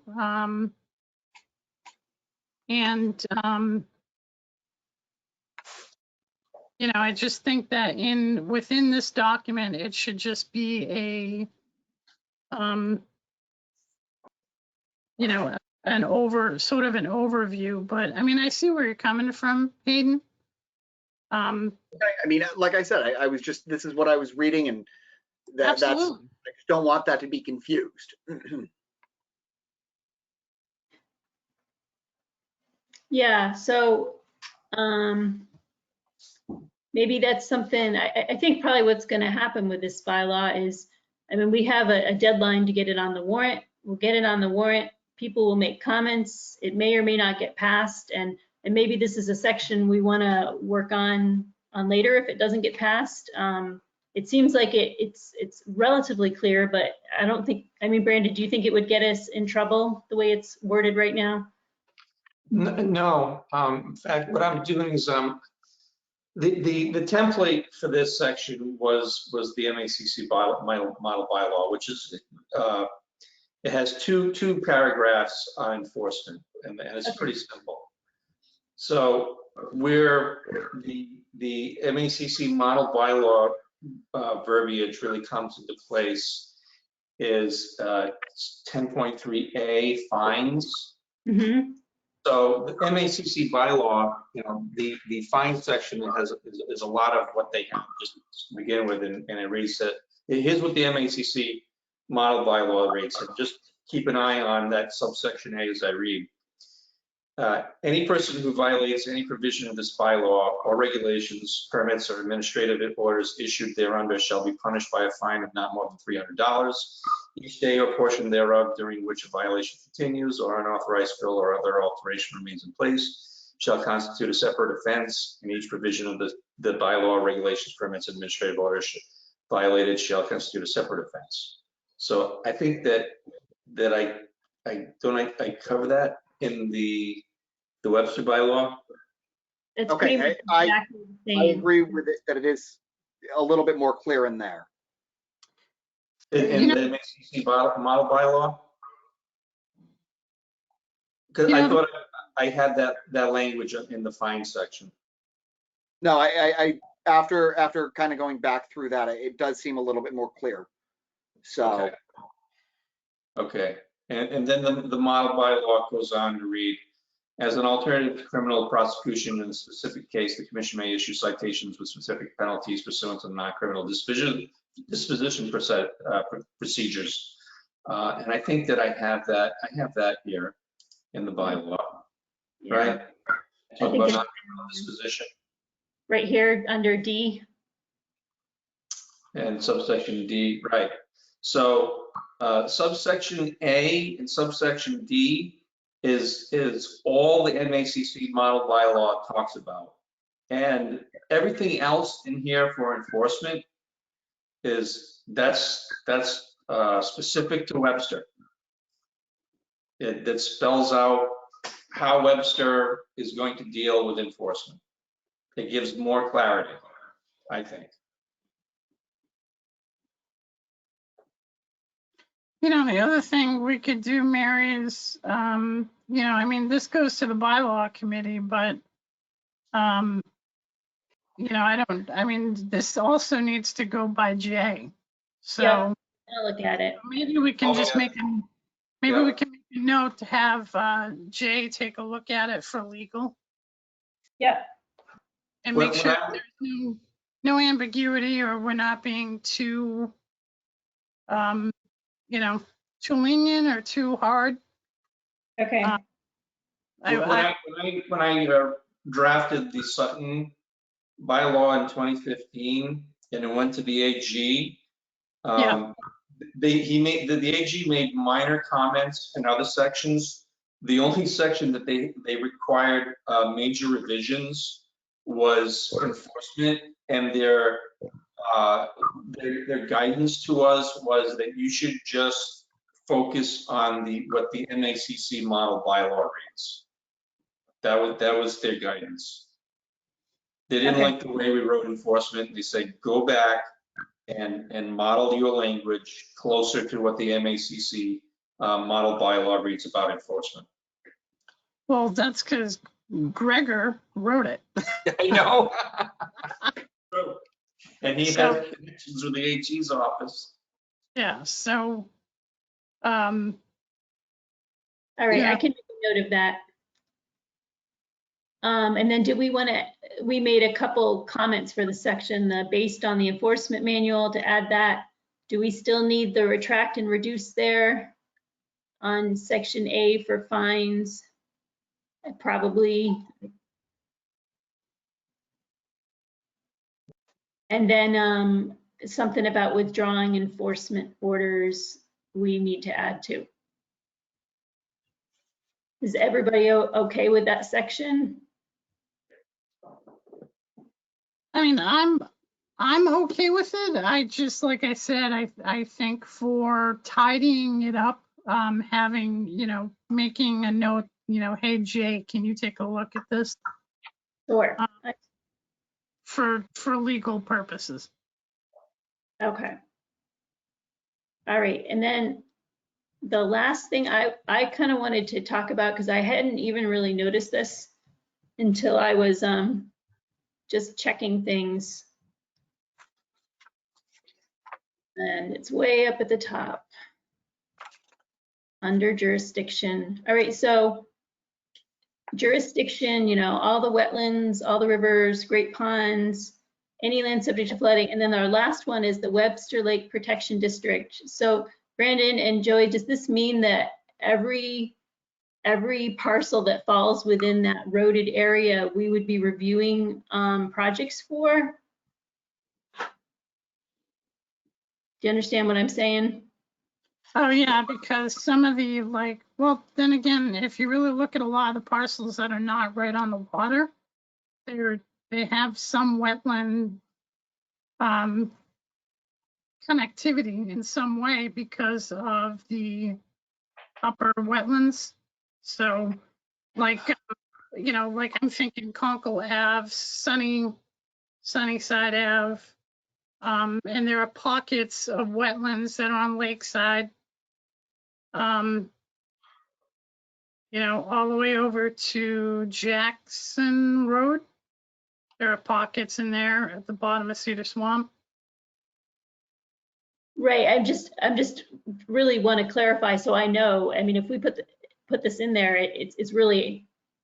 I'm just curious what it really means. If someone files, what does that mean? If someone who's I guess I can pull up the another window. If you look at the map, based on it's boxed out and by street, and then of course the southern border is the state line. All right, so for example, you guys able to see the map right now? Yes. Yeah. Okay, so for example, we have right now, it would include, because this whole area, like you said, Joey, this whole area is included in this Webster district. And so we would, if anybody wanted to do anything on some of these little lots right here, that they would have to come before us. And to me, that doesn't seem necessarily appropriate. So I just wanted to understand what that meant. That's all. I don't see why it's not appropriate. It's in an area that's close to the lake, and it's also an area with high population density where performance standards for the other parts of the town shouldn't necessarily apply to that area. Okay, so we kind of have two things going here. What's going to end up happening, Mary, is you're going to end up having those that are in this area filing, those are not filing, and then those in the opposite out of the district filing.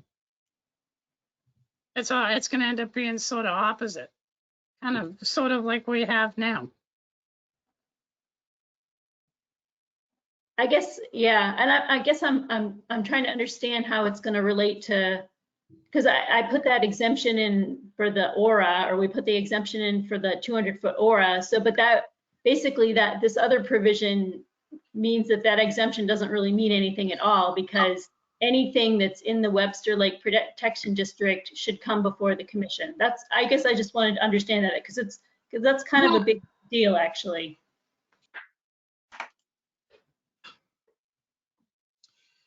You know what I mean?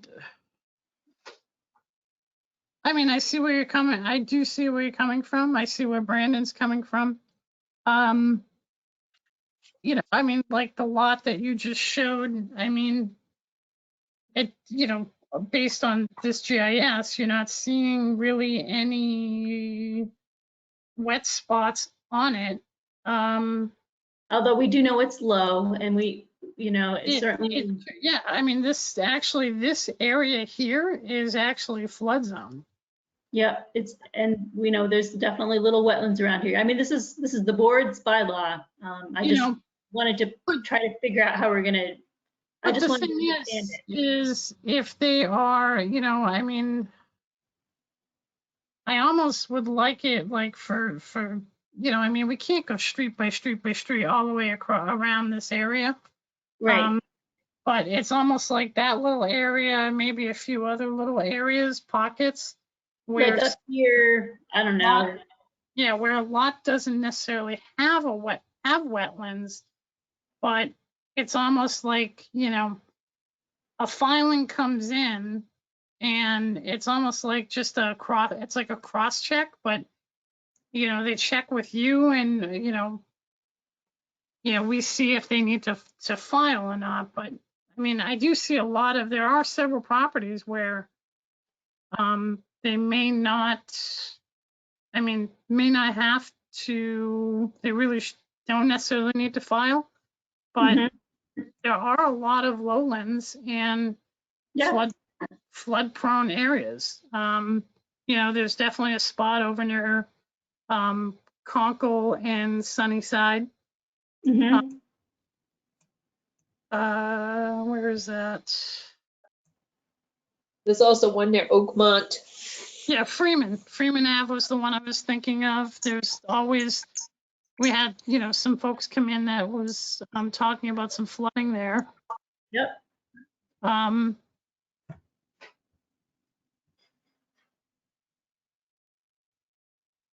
mean, this is fine. I guess if we're gonna, if that's what it is, that's fine. Maybe I should just pull that exemption because it doesn't even really apply then. Because people will think, well, I'm exempt because, for example, my house is here, I'm across the street, I'm more than 100 feet from the lake. But if they're in this protection district anyway, then they wouldn't be exempt. So. Well, I mean, it's almost like, think about the, you know, the zoning and the Webster Lake watershed protection.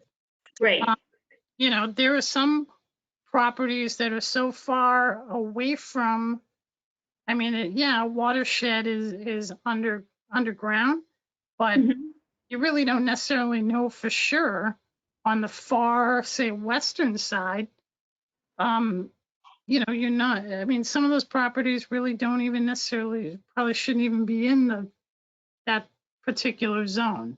But they're pulled in because they're not far from the lake, and what happens on those properties will have an impact to the groundwater.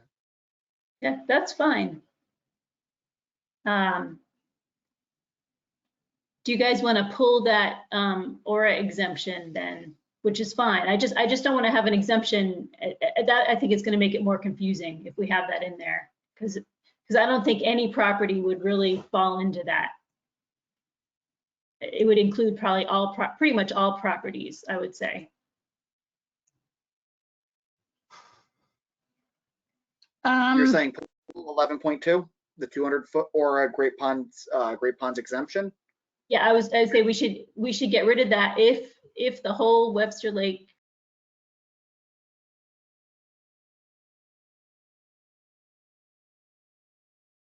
That's the question. Well, the 11.1 setback. Is that what you mean? I don't think the intention was to make that entire block of land a resource area. I guess the whole idea with putting that in there was to show that they were going to be, I guess, a different set of standards, and maybe it's not even appropriate to have section 2.6 there. Yeah, that was my question. I guess because it made it look like it was a resource area. Good point. Yeah, that wasn't the intention when it was put in there, and notice that it's under that that, you know, it's collectively the resource area is protected by this bylaw in parentheses. And then this Okay. was after that. Yeah. So that's a good point, that entire block of land should not be a wetland resource area. It just meant that was a separate entity with its own set of performance standards. So Okay. I think maybe it should just go away. Okay. My only question is, in 11.2 or 11.1, let me get back to it. Yeah. We referenced that. The adjacent upper resource area, the aura protections, 11.1 setbacks, in parentheses, not including section 12 Webster Lake Protection District. Yeah. Right, that's for all areas outside of the Webster Lake Protection District. That Right. 11, section 11. I'm making sure I understand that. Yeah. That's not the same thing as the Watershed Protection District? No, section 11, Joey and Mary put that in late last week. Yeah. Yeah, so section 12 is the Webster Lake Protection District. I had no specific rubric for areas outside of the Webster Lake Protection District. Joey and Mary thought probably, appropriately that we should have some rubric in there for minimum residential setbacks, which is where section 11 came from. Yep. So that's why, I think that's why it says not including, or maybe the words not including section 12. Maybe that's not the best wording. Sure. Yeah, what should we say? Setbacks for areas outside of Webster Lake Protection District. So that's what it means. I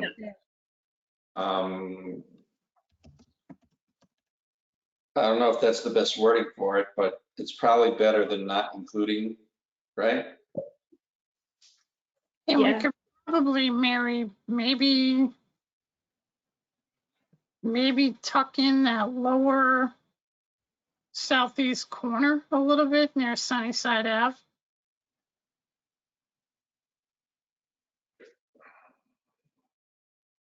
You know what I'm saying? So if you go to the map, go to the map. Yep. So you're really, if you look, you're really close everywhere here, but it really extends to a far corner in the southeast side. So it could probably be pulled into, what's two streets over there? There's Sunnyside and then there's what? Is that Freeman? I'm not sure if I can zoom in on this or not. Yep, Freeman. So it probably can be moved over to Freeman because the Lake Protection District really is designed for, homes that are really on the lake.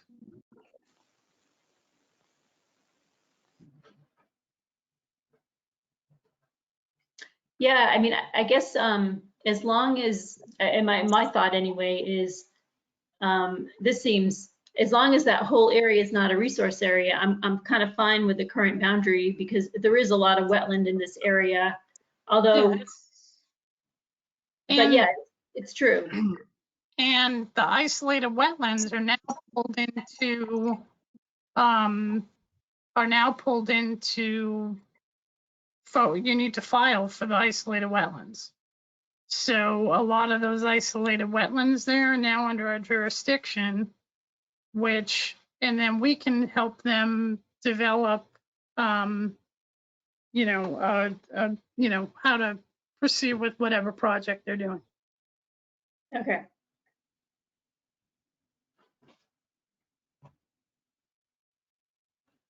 So everybody okay with keeping the line there? Do they like that or? I mean, I'm all right. I mean, I'm okay with it. I was just making that suggestion there. I don't know. With the line where it is, it's a clean break in terms of Yeah, that's Right. why we. And breaking it follows a property line. It also follows a property line, which is very, very nice. Right. Yeah. I was just looking at the streets. I mean, we'd be splitting streets down the middle, and everybody on odd numbers would be one restriction. Everybody on evens would be a different. I mean, that would be me splitting hairs. Yeah, just a, just a thought. Okay. All right. So were there any other comments? Brandon, did I miss anything that was new? I'm trying to remember. Yeah, I think we did a pretty good job, but I can run through here real quick, and because they were all highlighted. And there were Page 3, you guys highlighted Great Pond, see exemption 11.2. yes. I like Hayden Brown. He catches everything. He's almost like me. I don't know if that's a good thing or not. Yeah, so that was just highlighted just to say that that exemption was added where the 200-foot or it does not apply to lots across the street, basically. Okay, so are we going to pull the C exemption 11.2 out of there when we go to move the bylaw forward, or are you going to leave that in there? I think we decided to leave it because we were confused. What we're going to do is remove from the top here this from the jurisdiction. Okay. So I think that's what we decided to do. Yeah, let's just take that out so it's not. I mean, it's obvious that that's a jurisdictional area. Yeah. Right. Yeah. Section 7.2 with public hearings on page 12, top of page 12. And subsection 7.2A, last we added another sentence, which is we were talking about how information has to be in at least 5 business days before the scheduled public hearing. And I would, it's one of those things you think about, when you're in the twilight of either falling asleep or waking up and it just comes to you. And it came to me that when you write a bylaw, like bylaws are very strong. It's like when you write a bylaw, you have to comply with what the bylaw says in all situations. And if you don't give yourself some wording to give you discretion, you're stuck with it. So I wanted to add that the 5-day business day requirement may be reduced at the commission's discretion, because otherwise you're not going to have a choice. Yeah, this will alleviate, this is designed to alleviate those who show up to the meeting with their updated plans and recent thought processes on, oh, I think I'll do it this way. And it just came off the press like 20 minutes before the meeting. And then expect us to go back and forth with how to condition something when it's, we haven't even had. You may not be privy to the fine print that they just added. Right. Yeah. And sometimes it's designed to be that way.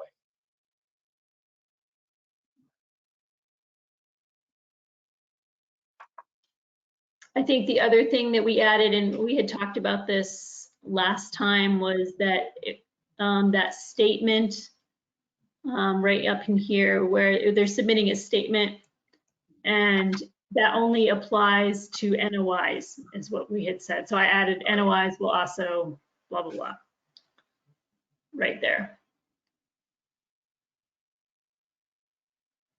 Yeah, because most RDAs are very small projects.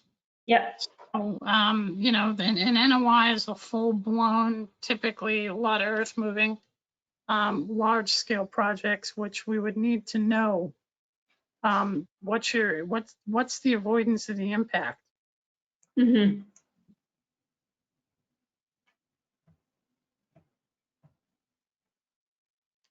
All right. Well, obviously, some folks that are, looking at this now, and, it's funny because it is cumbersome, but it's in line with what every other conservation bylaw is. And great thing about this is, the definitions are, there are no loopholes in it. Everything defined. Joey, I do have a question on 5.1 where we added the NOIs. Okay. The way I'm reading it, and it's just because I'm a little novice at this. They have to supply a written application filled out with the commission to perform activities subject to the bylaw.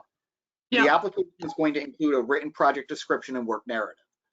Then we provide them with a notice of intent, or do they provide us the NOI? They provide us. Okay, that's what I just wanted to be sure of. And Okay. that's actually a pretty common thing, that the applicant fills out a narrative so that, it's not just, hey, I'm planning a house lot. I'm planning a house here, and here's the map. Here's the site. It's so that it gives Mary some idea of what's coming before us. And then for us reading it prior to a meeting, we can see what's going on, or we can read that or have a copy of it when we go for a site visit and be like, all right, this is exactly what's happening. This is how they're mitigating what, any kind of detriment to the wetland. They're avoiding this and that, and everything will be great. We can. Right. So the problem is that the applicants, and when I mean applicants, is usually the design engineers, try to get away with as little wording as possible. What we did in Sutton is we have a separate guidance document for a statement of impact, avoidance, and minimization that outlines that you have to explain what the existing conditions are, what the proposed conditions are, how how the work complies with the bylaw. But as far as impact, avoidance, and minimization, there are 7 questions that go along with it. And you have to answer these questions.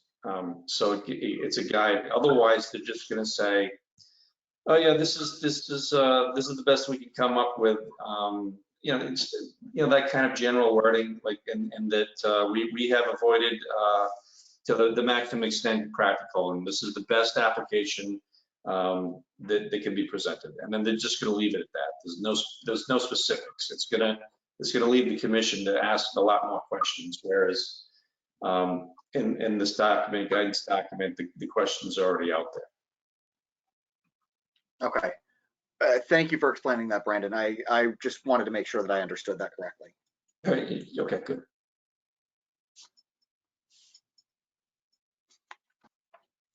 It sounds like that guidance document could be something we could put in a regulation if we get that far, or just have on. Absolutely. Yeah. That's the next step, and that's the way that Sutton did it. They got the bylaw passed. Once the bylaw was passed, this guidance document, it wasn't included as a regulation. It was just included as a guidance document for people to follow. You can do it however you want, but I think it's been a very useful document. It also explains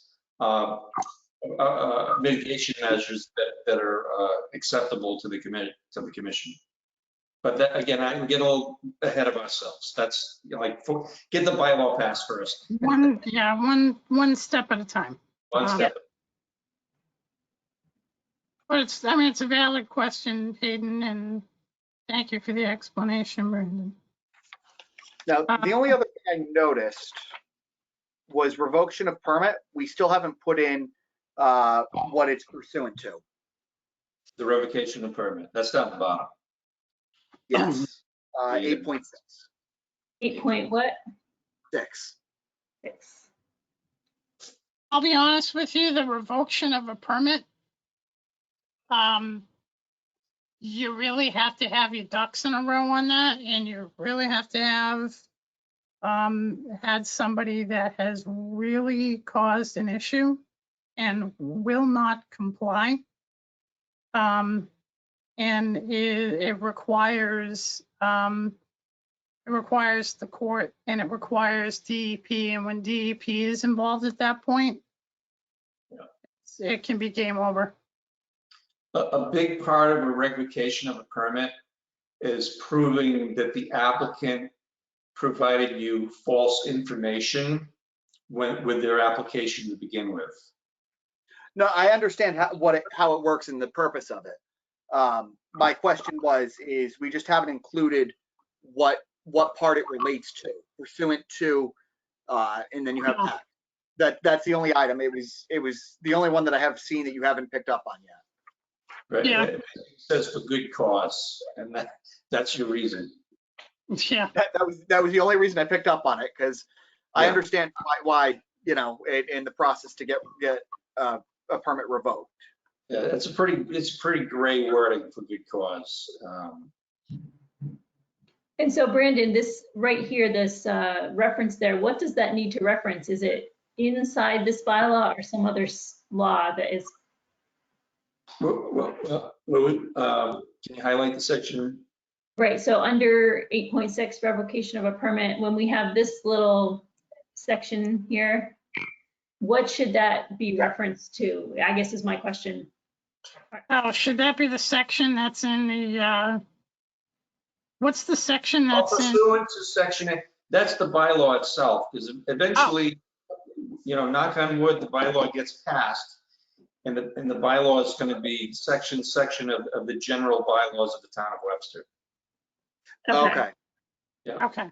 It will be, section 12, general bylaws of the town of Webster. And then, where we have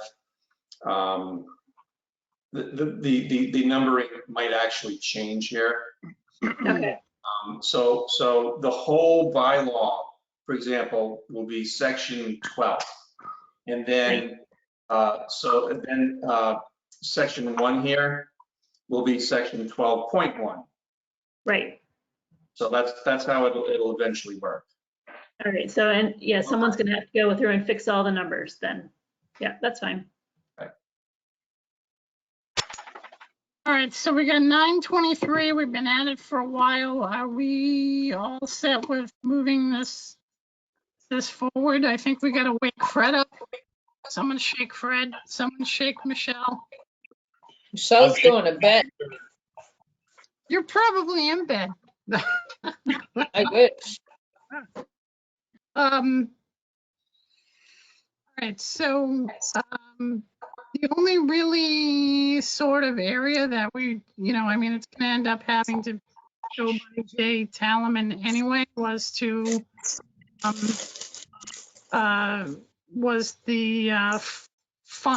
not fines, the enforcement section. We want to make sure that we're okay with that. Right. But everything else, I just think needs sort of a little, probably just a brush up, Mary. I mean, is everyone on board with where we're going with this and how it's structured? To send this as a draft. I mean, because we could be, I'll be honest with you. I mean, it could take 6 more meetings to really fine tune everything, but at that point, you really are, you're really kind of getting down into the weeds. This is, it's straightforward.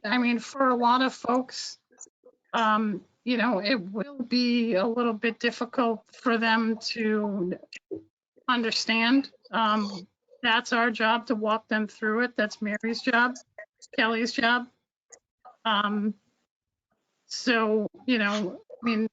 Bylaws are not necessarily, bylaws are a legal document. They're not meant really for the average person to necessarily pick up and be like, oh, I really get it. Wow, that was a great read. It tends to, it's legal. There's really nothing fun about you know, I mean, unless you're really a lawyer and enjoy doing that stuff. I mean, there's really nothing happy, great about it. I'm not a lawyer, I'm just crazy. Yeah, Brandon likes to do a lot of heavy lifting in the field and in his head. So Fred, do you have any comments, concerns, questions? No, I think I'm pretty good at the moment. Okay. Michelle? I'm fine. How about you? I'm She, fine. she have any comments? Let me ask her. She's watching the dog. Clarissa? Oh, I'm sorry, Michelle, go ahead. No, I'm fine. Wonderful. Clarissa, you have anything? You've been a little bit quiet, kind of absorbing things. I mean, it looks good to me. I don't know what else I could add. You guys seem like you got it all covered. Yeah, it is, you know, Brandon, I mean, I can't thank you enough for helping out the town with doing this. You know, Thank you. And Michelle I'm and I ready. looked at it one Saturday and we're like, oh, yeah. Like I said, I'm crazy. I love stuff. And I will, if we get to the point where you need to make a presentation in front of the Webster Lake Association, like actually go to a venue where you have, 100 members and you need to make a presentation in person and put me on the firing line, I'm there for you. I'm ready to do it. I would love to do it. Hey, I got a question. Yes. Well, LKQ came up, and that section of Brown Brook and the Route 16, the drainage that comes in just right at LKQ. Yep. Are either of them actually considered to be streams? I think they are. I think it's definitely jurisdictional there. Unless it's entirely road drainage and it dries up shortly thereafter a rainstorm, it's a stream. All right. Well, I'm asking because if they were not jurisdictional for us, that would be a good selling point that we are suddenly being able to take control of this stream and start controlling some of the stuff coming into the lake. Well, that was the reason for, in the bylaw, Fred, to classify all of the brooks as cold water fisheries. All the named brooks. I'm sorry? All of the named brooks. All of the named brooks, yeah. Right. So yeah, the reason I was asking is I'm not sure where the water comes from up above, anywhere up above LKQ, and they may not have actually been jurisdictional to us until it got to the southern end of LKQ's property. Right, that's a good point. Yeah, the upper streams that are coming down, they may not be jurisdictional, but I think where we're dealing with it is, I'm pretty sure. Right. Whereas with the bylaw, they become jurisdictional, and that gives us actual authority, more authority to deal with it. yes, upland resource, yeah, the aura, that will pull it. That will pull the entire thing right into our jurisdiction so we can look at it from soup to nuts. Right, and streams upgrading of resource areas are going to become jurisdictional under the bylaw, whereas they're not under the state law. And also under the bylaw, certain drainage ditches are also going to become jurisdictional, but there's the caveat that the drainage ditches have to flow into, out of, or connect resource areas. So if there's a drainage ditch that flows into a resource area, that drainage ditch becomes jurisdictional, but only not for wildlife and fisheries, but for the other, the other public interests. such as, mostly for, groundwater supply, surface and groundwater supply, prevention of pollution, those kinds of things, because drainage ditches do not offer wildlife habitat, nor were they ever designed to. Yeah. Good point, Fred. Thank you. All right, so are we all set to take a vote to put this to draft for review? Do you have a motion for approval of the bylaw subject to Mary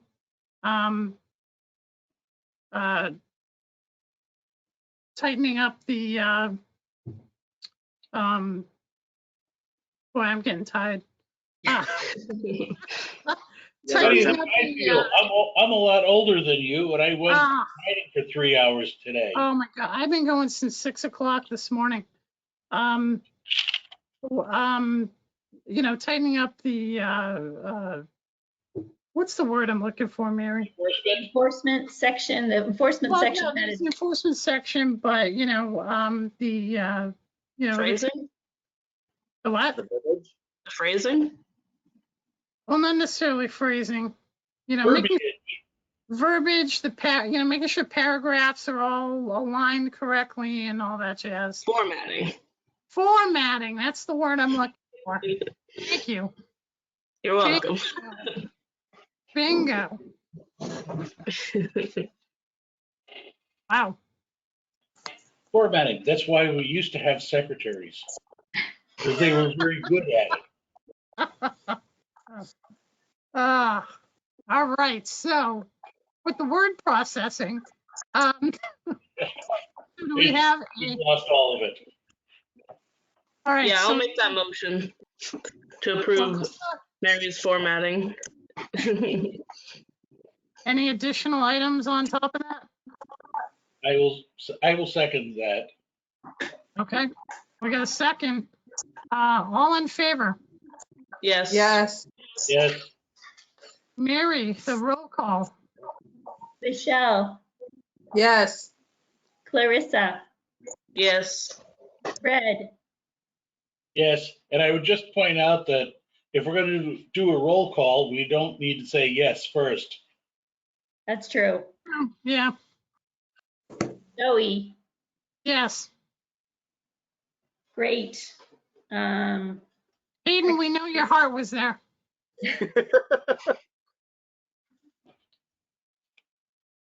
All right. Well, Brandon, thank you. Those folks that are still on, thank you for joining us and staying with us through as we work through some of the last of the lingo and some points in there.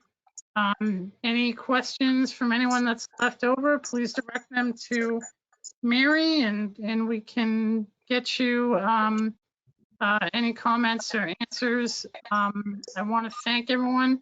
Please stay safe and healthy. Mary, I'm sure I'll probably talk to you tomorrow, but it probably won't be till afternoon. Okay. Kelly, you've been awfully quiet. Thank you very much. All right. We're all set. Do we have a motion for adjournment? I will gladly make the motion. Wow. That can't be I a will record. second. An expression of joy, which I will second. All right, great. Fred, Clarissa, Fred, and Mary, can you do a roll call? Sure. Michelle, Yes. Clarissa, Yes. Fred, Yes. Joey. Yes. Excellent. I'm going to jump in my footy jammies now. Well, There's a they don't already All have right. Good night, everybody. With that, I bid you farewell. Thank you very much, everyone. Have a great night. You as well. You too. Thanks. Bye. Bye.